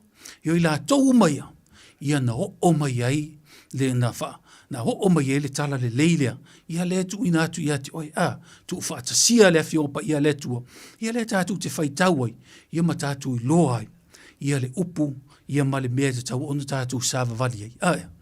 Te lo taimi ia tātu te solia lava le tū la fono. Pe on tātu whaalongolongo fo il por kalame le sunga ia tu manuau fatua au mātu nei. Ma nei il por kalame. Ia e matango fie le au mainga o lea. O le vahenga o le tūla fono, ina ia mawhai o na malama i tātou. I le mea e tau on tātou whai e lunga o le ala, pe a tātou savalia. Ai a tātou whai taula le upumoni a le atua. Oina, e mawhai e oe o na tausi ia tūla fono ia, wa umana whaatati tia mai. E ala i lau savali o lau tū, o lau tautala, o lau whaatinonga, i tutonu o lau ngaruenga, o mea oma e le lei o na whai, o maa fua na le lei. Ole upua le tua. Whaatanga Yesu e whetala i lo loto. Tupulanga re nei vaenga le fiafi. Whaatanga Yesu e whetala i lo loto. Ta mā, tina, e le nei vaenga le fiafi. Whaatanga Yesu. Na sau o ia, Ina ia mawhai o na whaia ma o sia le taulanga e tasi ai afe. Ina ia mawhai o na ola ai i tātou. A whaila o ia o le upumoni. Sa ia sau e te whai tau atu le fiong pa ia le li. Na sau Yesu na valo ia i tua le tusine na a ke neselon mata upo e tolu whai upo e sifuruma le lima. Le toe sau o Yesu e toe wha sao le mea le na tupu le amataka. Alona winga ele o pepelo la le fionga pa ia le atua. E fe moli mau wai le fionga pa ia le atua. Lona winga ele ai mase mea e te whai tau e le tusilea. O lo o tā ua mai eise mea e te leangai. Na o mea e te le leiai, ma le leiai lo lumanai. O mea e le leiai lo ainga, ma le leiai lo whanau, ma le leiai lo ngaluenga, ma le leiai lo aonga. Ma e wha maoni ai, o lo o tu tonu o le upu a le atua. O le winga na le afiong pa ia le atua. O winga foi le nana fai mai el tusia al tamaloa i oane fai mai o ia o le upu moni. E le ngata o ia o le fai tutoa. E ngake kakalare fai tutoa mo oe ma. A o ia foi na te feta lai mai ia te au ma oe le upu moni e ola ai tātou. Fai mai e o ia foi o le ola. Fai mai e le alu atu lava se tasi i le tama.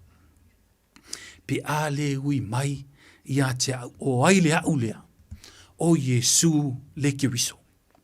E ta tau o na tātou ui uma, ia Yesu o lo o iai o ia le whaitotoa. O lo o tu i toi, o lo o tu mai aina, e whaatari oe. E le kala maa li e maasangi o whamatala e nisi. Whai mai, o le sitala whai mai o Yesu o lo o tu i toi mai le whaitotoa. Whai mai o lo o tu Yesu i le whaitotoa i fafu. E le aisona au.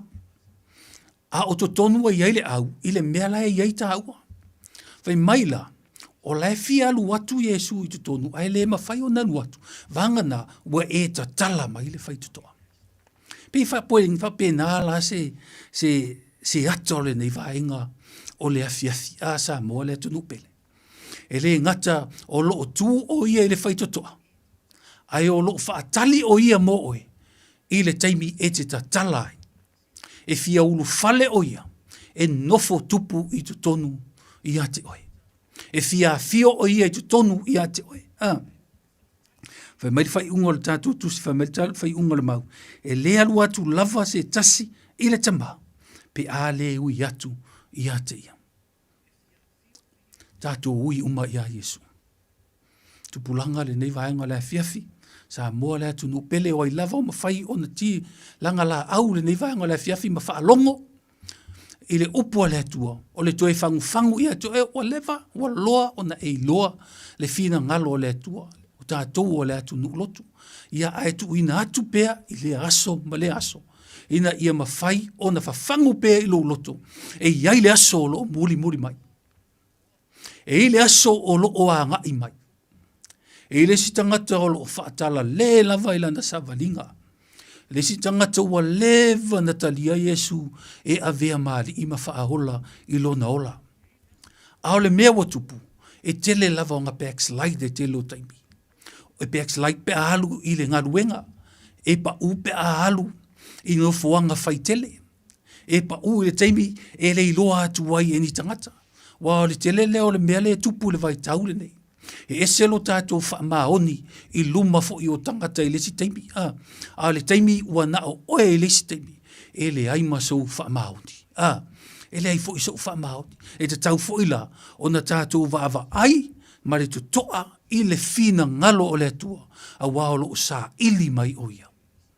O lo sau le aso le ali. Sa moa le atu nupele. O lo sau le aso le ali. E mo i o lo whapena o na whaatuai mai. Ai o mai lava. Ne i te ua e tauturi moe whaalea nganga. Ne i te ua e toe se atu i fia fianga o le nei soifuanga. Ne i te ua e toe fia atu lava i ni isi mea e whaapena o na whaavai vai ai oe. Ai o lo o rā ngai mai le aso o le ali i Samoa. O le aso lea. E whai mai le tala le tuspa ia. Whai mai e le ngata o na si itia le whanau a le atua. Ai hui tātou uma po i lātou, e le ma whai o na ho o i le vaenga lea, i le mea tā ua o le tribulation. 7 years of tribulation. Ia e whapena o na ese umai manatu o nisi o whailaunga. Ai peita i ane, o te fia tau ia te oe i le nei taimi o le afiafi, e mana o mia lo sauni uni. E mana o mia lo sauni uni. I le taimi e a fio mai a Yesu, e si itia lana whanau. E te tau ona tātou iei uma, ma nei ai o le pese asi, a le sunga Yasu li veta. O whapena ona, le ma whai ona muta, whai mai o te fia wa ai, mai ele atua lo fia le lanki. Pea o le wa ai, i ate oi. Po le ale matango fie, ma le lei o le tātou whioa i inga i lalo le soifuanga le nei, tātou te iei i le lalo langi le nei. Ma tātou fia tātou te tāpuai, ma whaia tātou mea whaale lotu, ia ma whaahalu ai o tātou taimi. Ai a tātou le wha a iai, i le lanki, o lona winga, e ma i mau la le taimi, o mea na tātou whaia i le soifuanga le nei. O lona winga o lau tupe na e whaalu i tutonu o le lotu, o lona winga o se tupe whaalu e whesoa soani ai, mo le tino o la ngaruenga lele. Ai le o tātou i le ola e whaavavau. Ai maa neia lo ngā lue ma lo mautinoa, e le ngata o na whaahalu lo ta mau ainga, ai e eiloa o lai tā pena o lai whaatari le langi i ate oe. Sa mua lea tunu pele le nei vaenga le fiafi. E iai le aso, e mai le tala Yesu na te le iloa, wa na o le tama. Ai iai le aso, e a fio mai a Yesu, ia ngā kupulo le on mea fo ilele, e ke ia e luwa ai atu. Ia ua le ai le ngata na maasani o na lua, ti e ta avale whaatasi. Maasani o na nofo i o au tafa, i tu tonu o le wharesa. Po o si au, to a lua foi. Po o ni au wō foi. Pea hau o mai le aso le ri. Ai leo wa won mai tātou, e le a fionga pa ia le tua, whai mai. E le alua tu lava se tasi i le tama.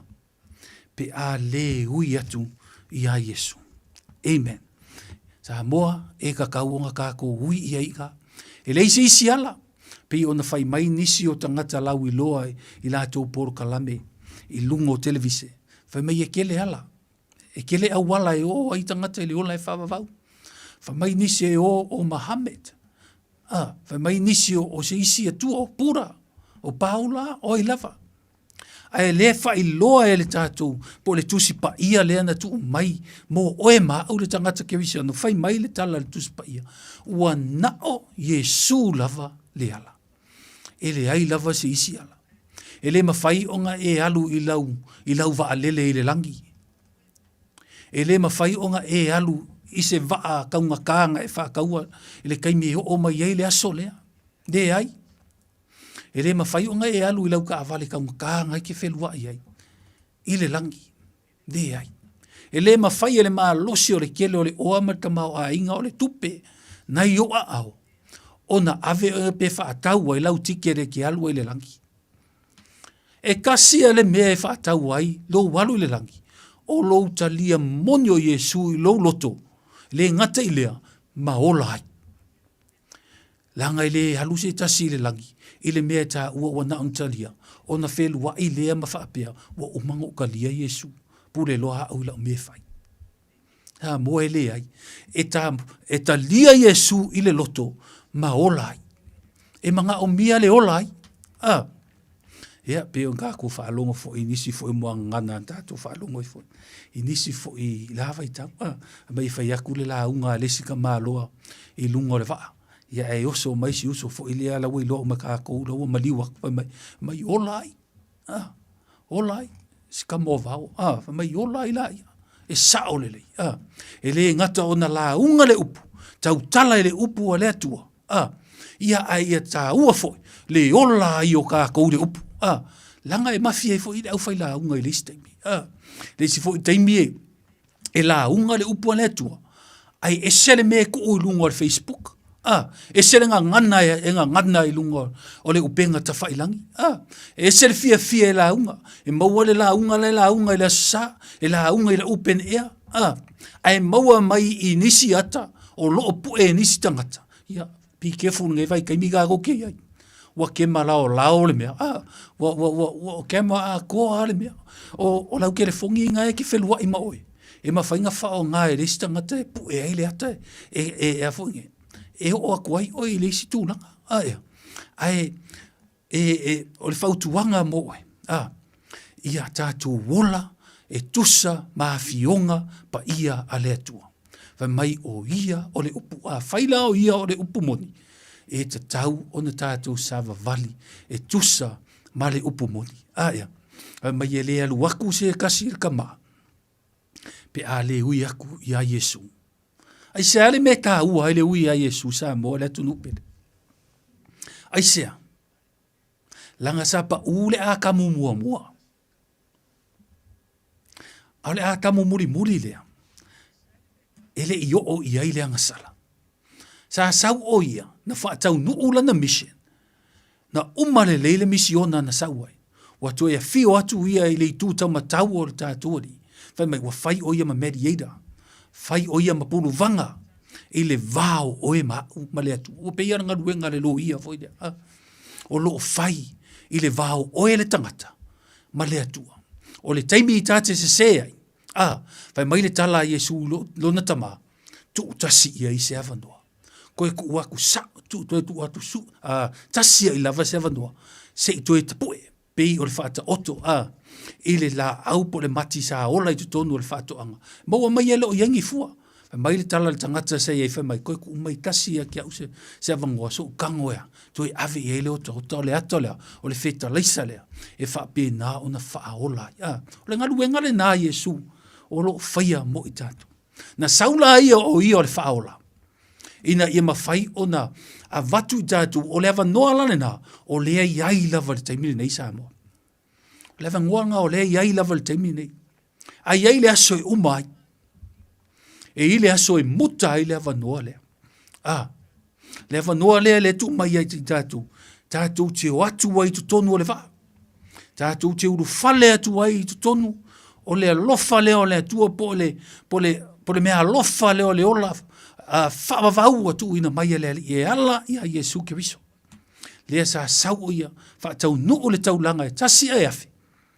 Ina ia mawhai o na ola ai I tātou uma.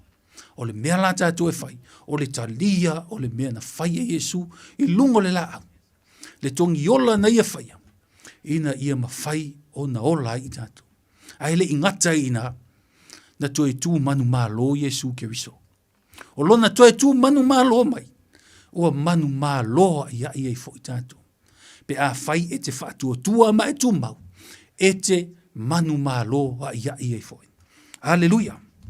Mai ringa ruenga, lona mata upe whai upe sifuru malua.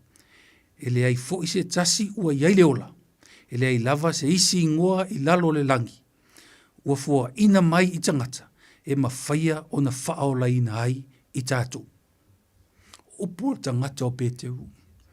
Ele tusi, na tusia ele fo mai o luka. Le tusi ang haluenga, po le tusi o le au apostolo.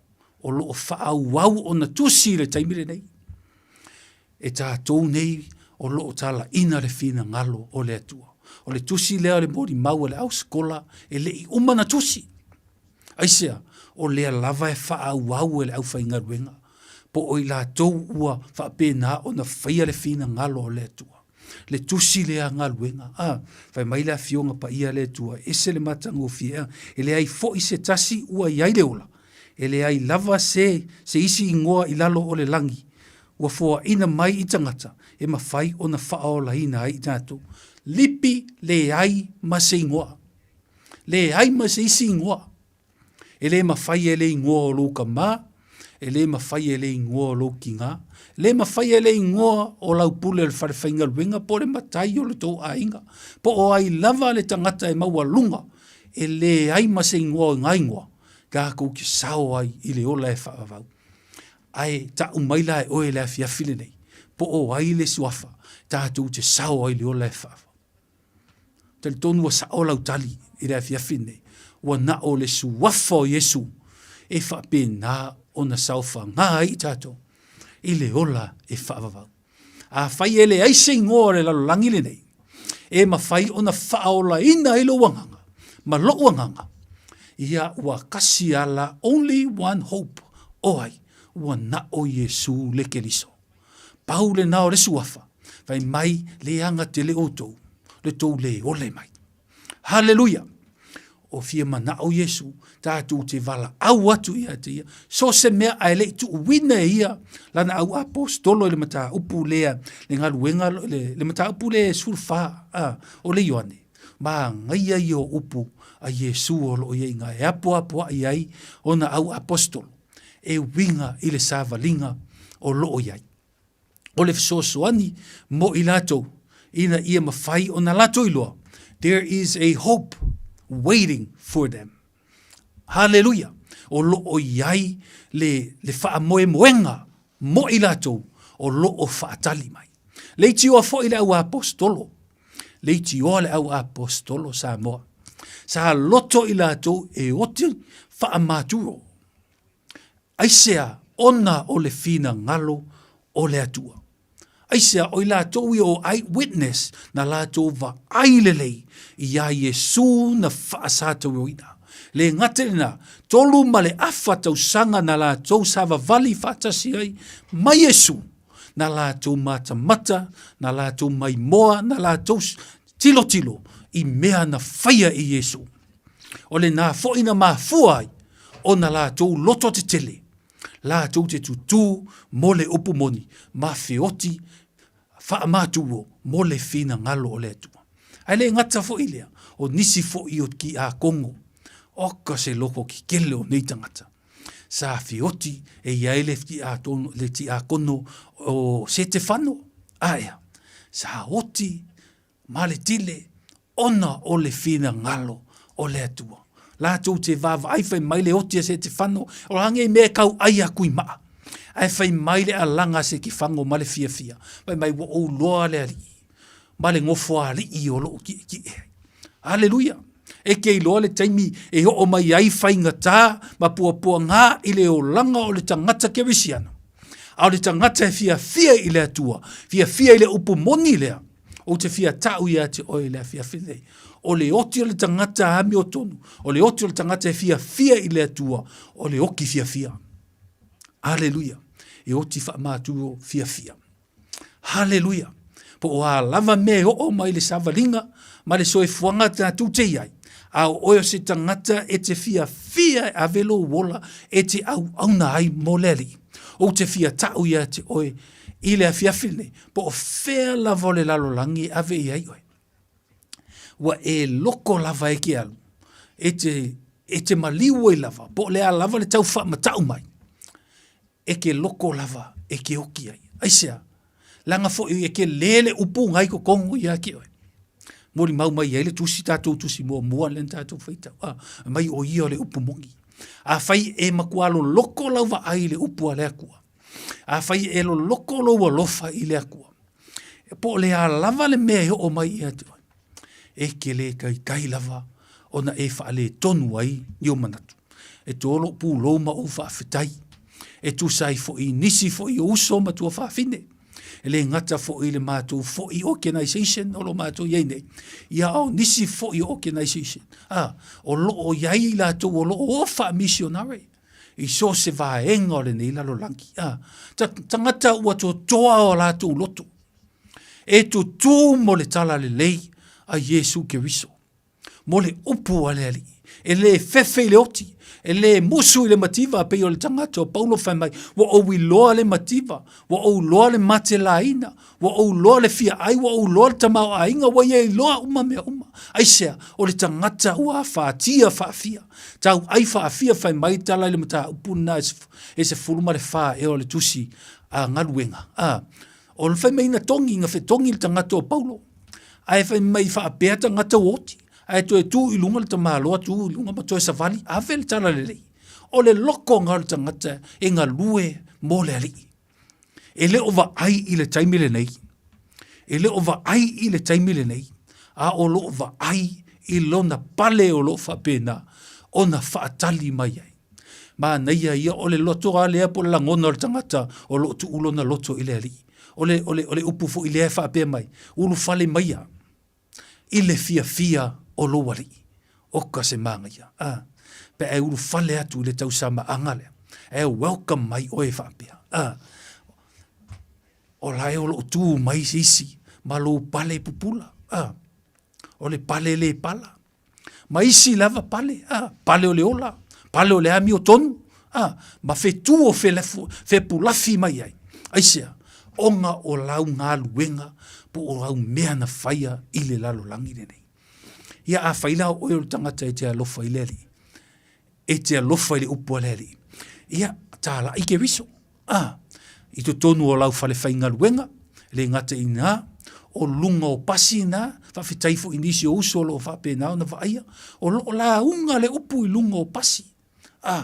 E ma tālo le teimi malo lo, whai atua la unga le fina ngalo le atua, wha soa i lunga le midia. Le ngata ina, o nisi fo i o uso lo whape nao na tutu e whai open ea, vi ia le li.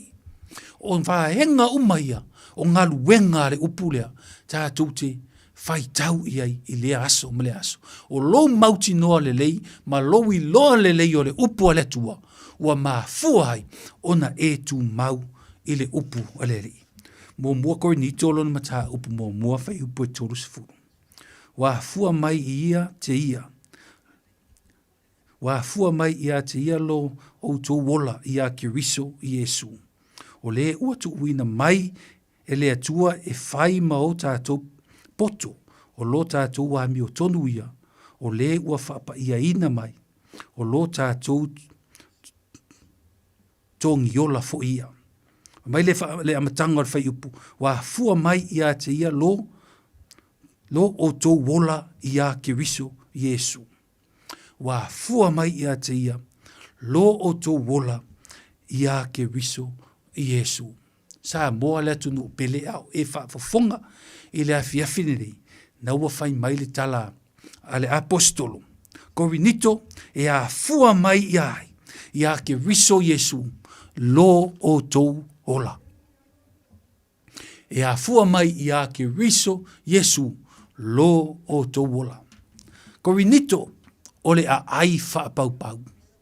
O le a ai e yailo la tu fale sapo le la tu fale tapuai. O lo o yai atua whapaupau. O lo o yai le fale tapuai e ta ua o le fale o le whaitaanga. E whaatau ia tangata te tu lou le nei vaenga le FEB. Le ala wa tusi Paulo i le au ke risiano o i to tono Korinito whai mai. Korinito e le a fua mai mea ngā lo o tō ami o tonu. Po o lo o tō wola. A o ai e a fua mai ai. E a fua mai i le ali. Tasi le a ai pi to sili o na tau ta ua. I le vai taimi lea o Paulo. O le a ai o whaafetaua inga. E tau lai mai ai uma i a waa te tele. E o mai e whai e whaafetaua inga o loa. O i foi lai to tono le a ai. Le tū to tono le a ai. Na iai le lotu ke risiano. Po o le whaapotopotonga o nai tangata. E alo lofa i le ali. Na tusi whaapitoa la i ai le apostolo. E mo moli i ai le whiau o le tala le lei. Ma le tele o isi vaenga le lei. Na tu uina atu e le apostolo. A wā le furi tua o tangata nei. Mai le o langa whapaupau. Ma le uru fale atu i fale sāse se. Ma fale lotu se. Ai ia uru fale atu i fale o lo whapena o na tala ina ai le fina ngalo o le atua. Mai upua Paulo ia Korinito ua fua mai ia te ia lo o tō wola ia ke riso Yesu. Korinito ua fua mai i le atua po o Yesu lo o tō wola. Sa moa le atunu pele.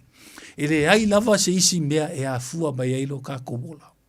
Wa na o Yesu le tali. Wa nga o Yesu le tali. E le o lau whaatoanga le nai te usupo ai le tae au ma le tae au. E ke fia e whaamata lauanga ese. Ia ma e sa vali i uta.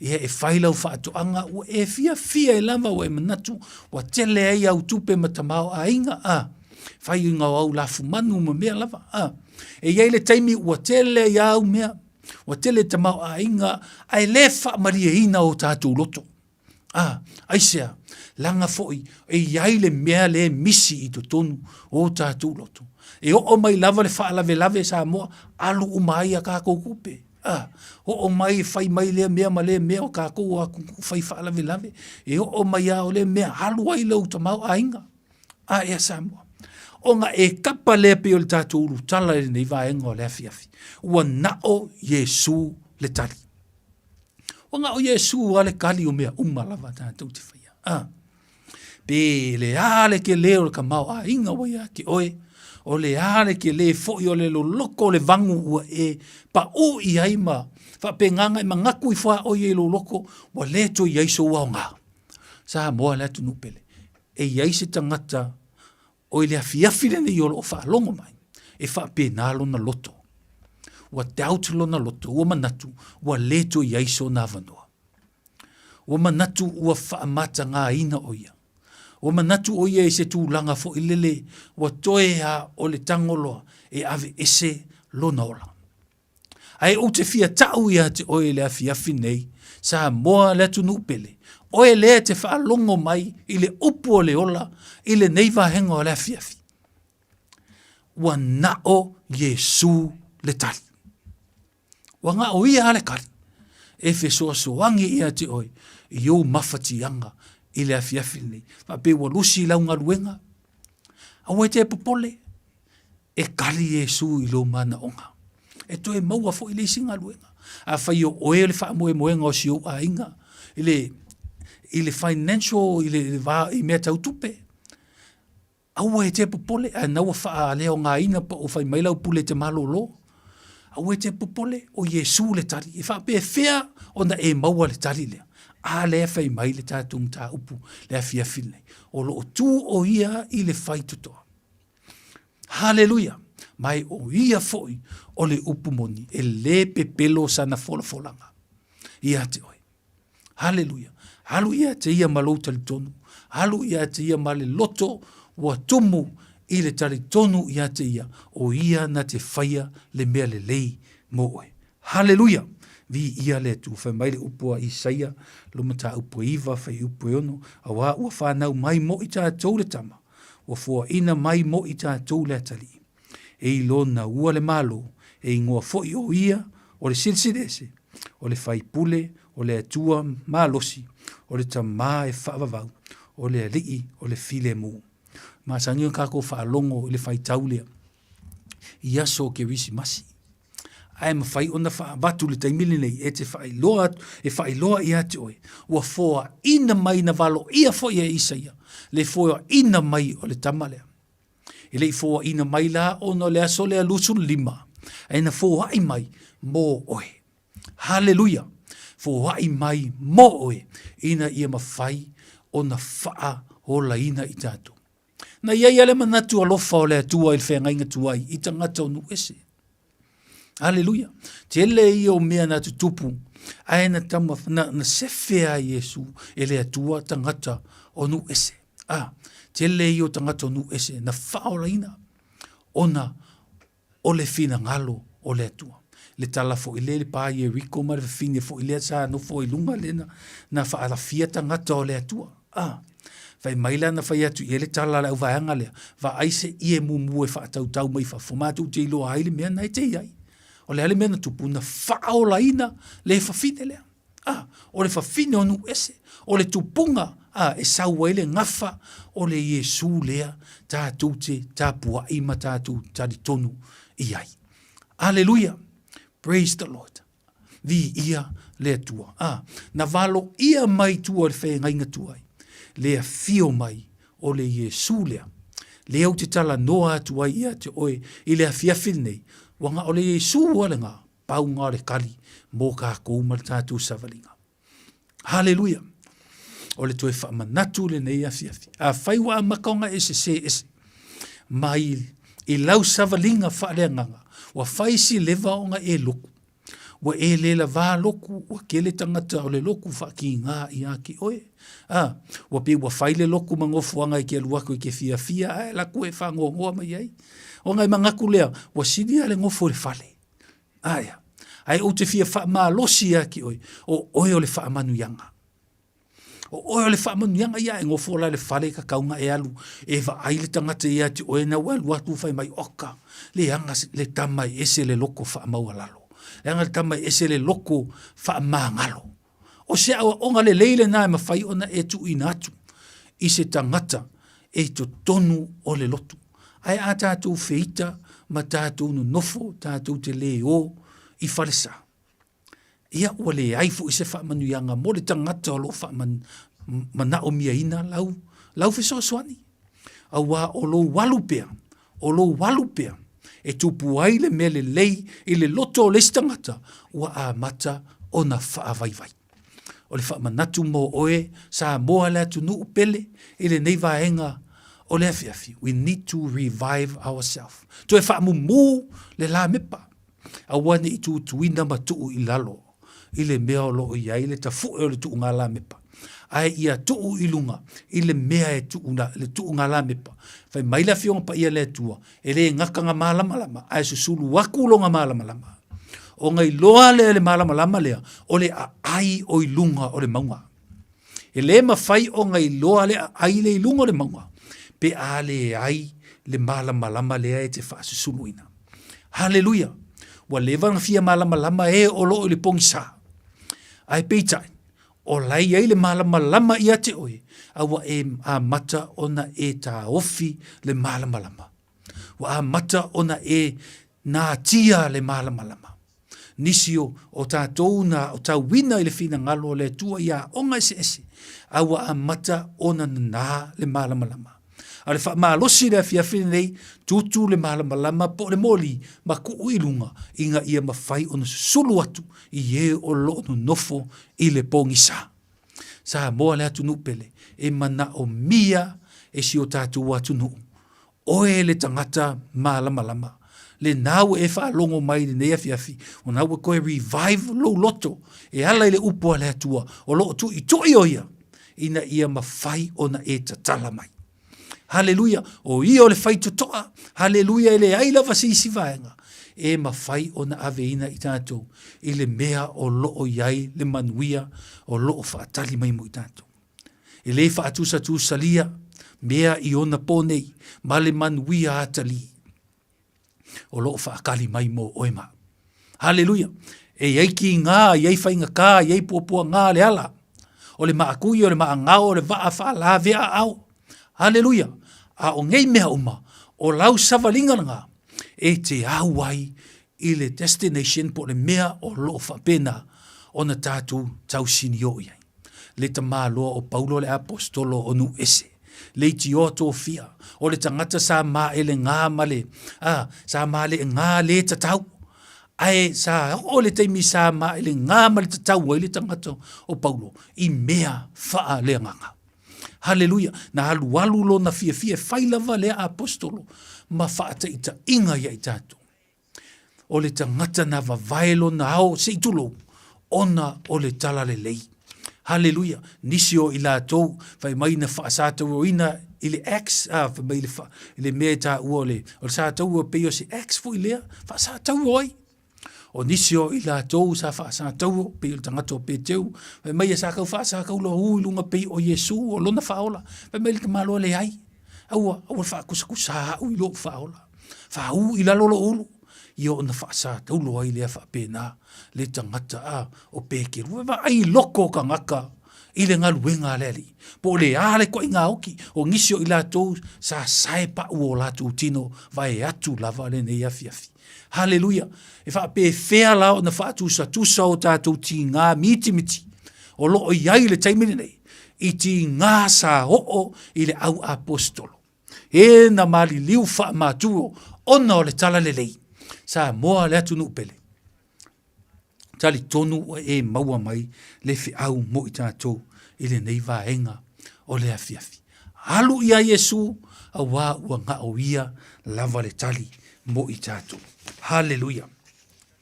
le tangata o hana. I le whea ngainga tu ai le tala i a hana o penina o ele kana, ia ma le tamā loa o eli. Le whawhine sa le maua sana tama, sa pā ona o le whina ngalo o le atua. O whea me sa sulu i ai hana, sa sulu i le fale o le alii. O le ale me sa whai le fale o le alii. Sa ta talo memu o na lau ngutu. Whai mai le tala eli pei oi o se whawhingi o ngā. Wa e o ngā malau kakalo. Whai mai le tala al whawhingi o hana. Whai mai ele pei a o whawhingi ngai o nu ese. O le tu uina atu lo uloto i le alii. Ti nā o ngā pāle whawhingi o hana i le aisana tama, ono le whina ngalo o le atua. Ai whai mai le tala le tuspa i e whaafia ina i o tātou loto. Na toe sulua i le whale o le atua. Na toe sulua i le atua. O le hale mea na tupu na whaafia ina lo na loto. Whaila na tautonga, au mai o te toe fōa i atu. E whai ma au na. Na au na le tangata o Samuel. Haleluia. Ma le fia. Sa whae uino lona whaiva. Aisea. Ona o le tatalo a lona tina. Haleluia, sa o le mea na ave i ai. Haleluia, o le whaataita inga le nā i le nei vahenga o le afiafi. Le tene ruta. Haleluia, le a inga o Naomi sa o i mo api. O le hale mea na tupuna la tu ua pete le ema, le fale falawa. Le mea olo i ai le manuia. Ai la tu o atu. Haleluia i mo api. E sa ili manuia. Sa moa le atu nupele. Aua e te tu ua le manuia o le atua. E ui lava e iai taimi e whape na o na whaasavali ai tātou e le tele o taimi i whainga tā i to tonu lava o pe tele ema. Ai toe whaafo i lava e le atua le tāwhianga. Ma toe whaamanuia le ale mea na tupu. Haleluia. Na o i mo api. Na toe whaalongo atu o toe mau pe tele ema. Wa toe foi i pētele ema. Toe latu whai mai le tangata o Naomi whai mai, a ua le toe ta ua au o Naomi. Ai whai ngoa au i amara, a ngā uas, ua o ona mea ua whaia e lo ualie. Ia a o onga, o mea na e whaia, nā ua e toe hino iai, nā ua e alu atu, ua e iloa, e le anga le ola i Moapi. Sa moa le atu nupele, na o Yesu lava, e maua ai le tali. Haleluia. Na toe wa ai mai pekele ema. Ia wa koe sa vali atu. Naomi maruta. Haleluia. Vi inga na o le atua. Wa nao Yesu le tali. Le wii wha mau oa. O whea le mea sa sulu iai. Sa sulu lava i ui lava ngā alu e wha mau le oa alontama. Ai sa ia i loa lava. Wa ngā o le fale lava o longa kama. O loo ka akia ai le manguia. Haleluia. Po o whea o le lalo langi nei tātou te oe wha mau ia tātou mea. Sa moa le fiafire nei. E te whiu e su e le fiafia le soi whanga nei. E te le maua. Ia wha manuia le atua ia te oe le nei vahenga o le fiafi. Tu sai fo in mal tātou poro kalambe. Suru ia Yesu wa na o ia le tali i o tātou mana onga. O le a whai le tātou te talo. Vi ia oe ta mai le nei vahenga le afiafi. O mātou whaalongo i lau upu fola. Ua e pai i o mātou loto. O te wala au ia te oe le nei afiafi. O ai lava se tasi o lo whaalongo i le nei afiafi. I lousi ufafonga e ala i le tasi 5 tolu a mō le nei le tio.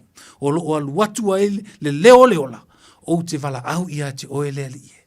Ia e pai i le nā loto. Ia e fesoa soani i le nā loto wha mole lava. Ia feliua ina le nā loto. Ia avele nei afiafi o se afiafi o feliua inga. Ina e mawhai ona toe wha fōwai lana mafutanga ma oe. Wha ma losi e lona loto e au nai mō lau afio. Ta mawha manuia i seo mātou atu nuu e le nei vaenga o le afiafi i whai ngā malo longa o le nei afiafi. Ma ta o oto ma lau afio ta ma e manu ia ai ala whai le aso atai au e manu ia le umalava ta ma ona oe Whaamanuia o ia Samoa i se sifo, Samoa i se sae, so se whaenga o le neke lope. Ta maa alo i eise Samoa o la ngona lowi u leo le nei afiafi. Wala au ia te oi, pa i atu, pa i ane, pa ifo. Ia te ilato, ia tu mau, au whaamanuianga i lunga o le nei ala leo. Ona o lo lava suafa Yesu. Amene, ma amene.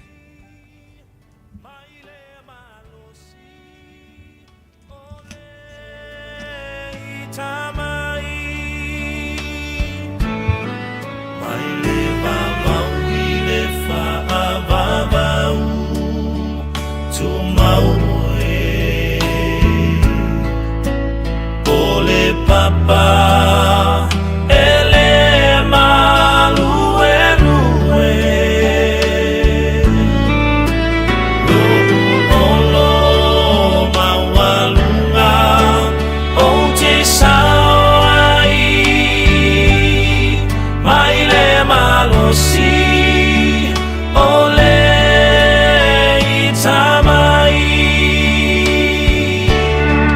lo buanga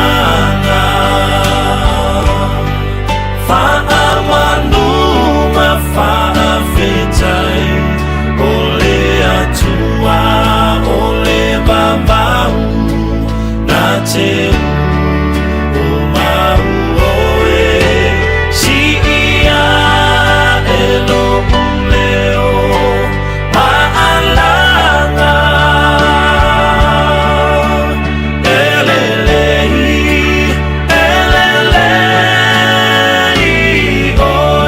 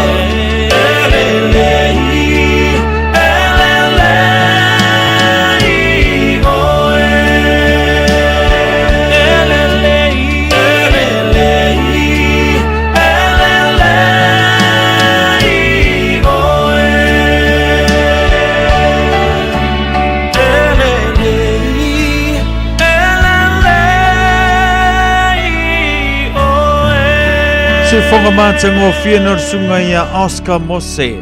Ia, male kawale nao le tātou pesele na ia mai le vavau e o le wha vavau mai le Peace Chapel.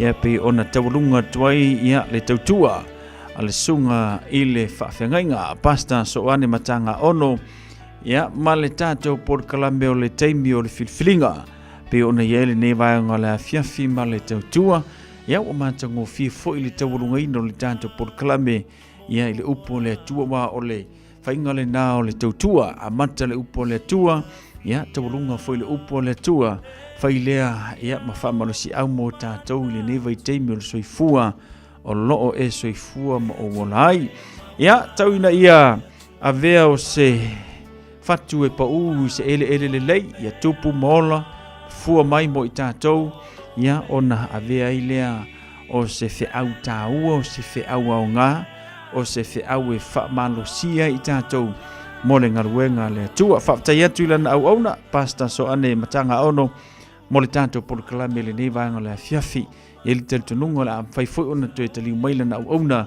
i le vaiaso a sau ia wala wa fwoi ia le tātou por kalame pe ona iai ia mo titilo atu te alsifuru e le sia tātou por kalame so mai o mea lea o le ataurunga tua i le tātou por kalame le lofa maranga leo le tua whaftai le tali eino le tautua a le radio Samoa ilo mota malau lawa pamanuia fo i le tua le tue tali watu o lana au au nei mota malawa ia pui pui malavea ilungo awala o le ahuia ia tātou tue mawele sifelo inga vai aso a sau ia whapena fo i ona anga leile tua i malo longa le tātou atinuu whaisau te talo i ona whaileo sau malo longa ala i fo le tae au whaisau te talo i le tua ena ia fsosua ni makau kia le sau o le fili le oi e kako le ngiva i keim ioi ia ae sau sauina i tātou le toto Yesu ia ona whaileo se malo longa le neia fiafi tātou por kalabele na tātou whira i lanso whareile le lofa maranga leo le tua whamangalo se whamatalanga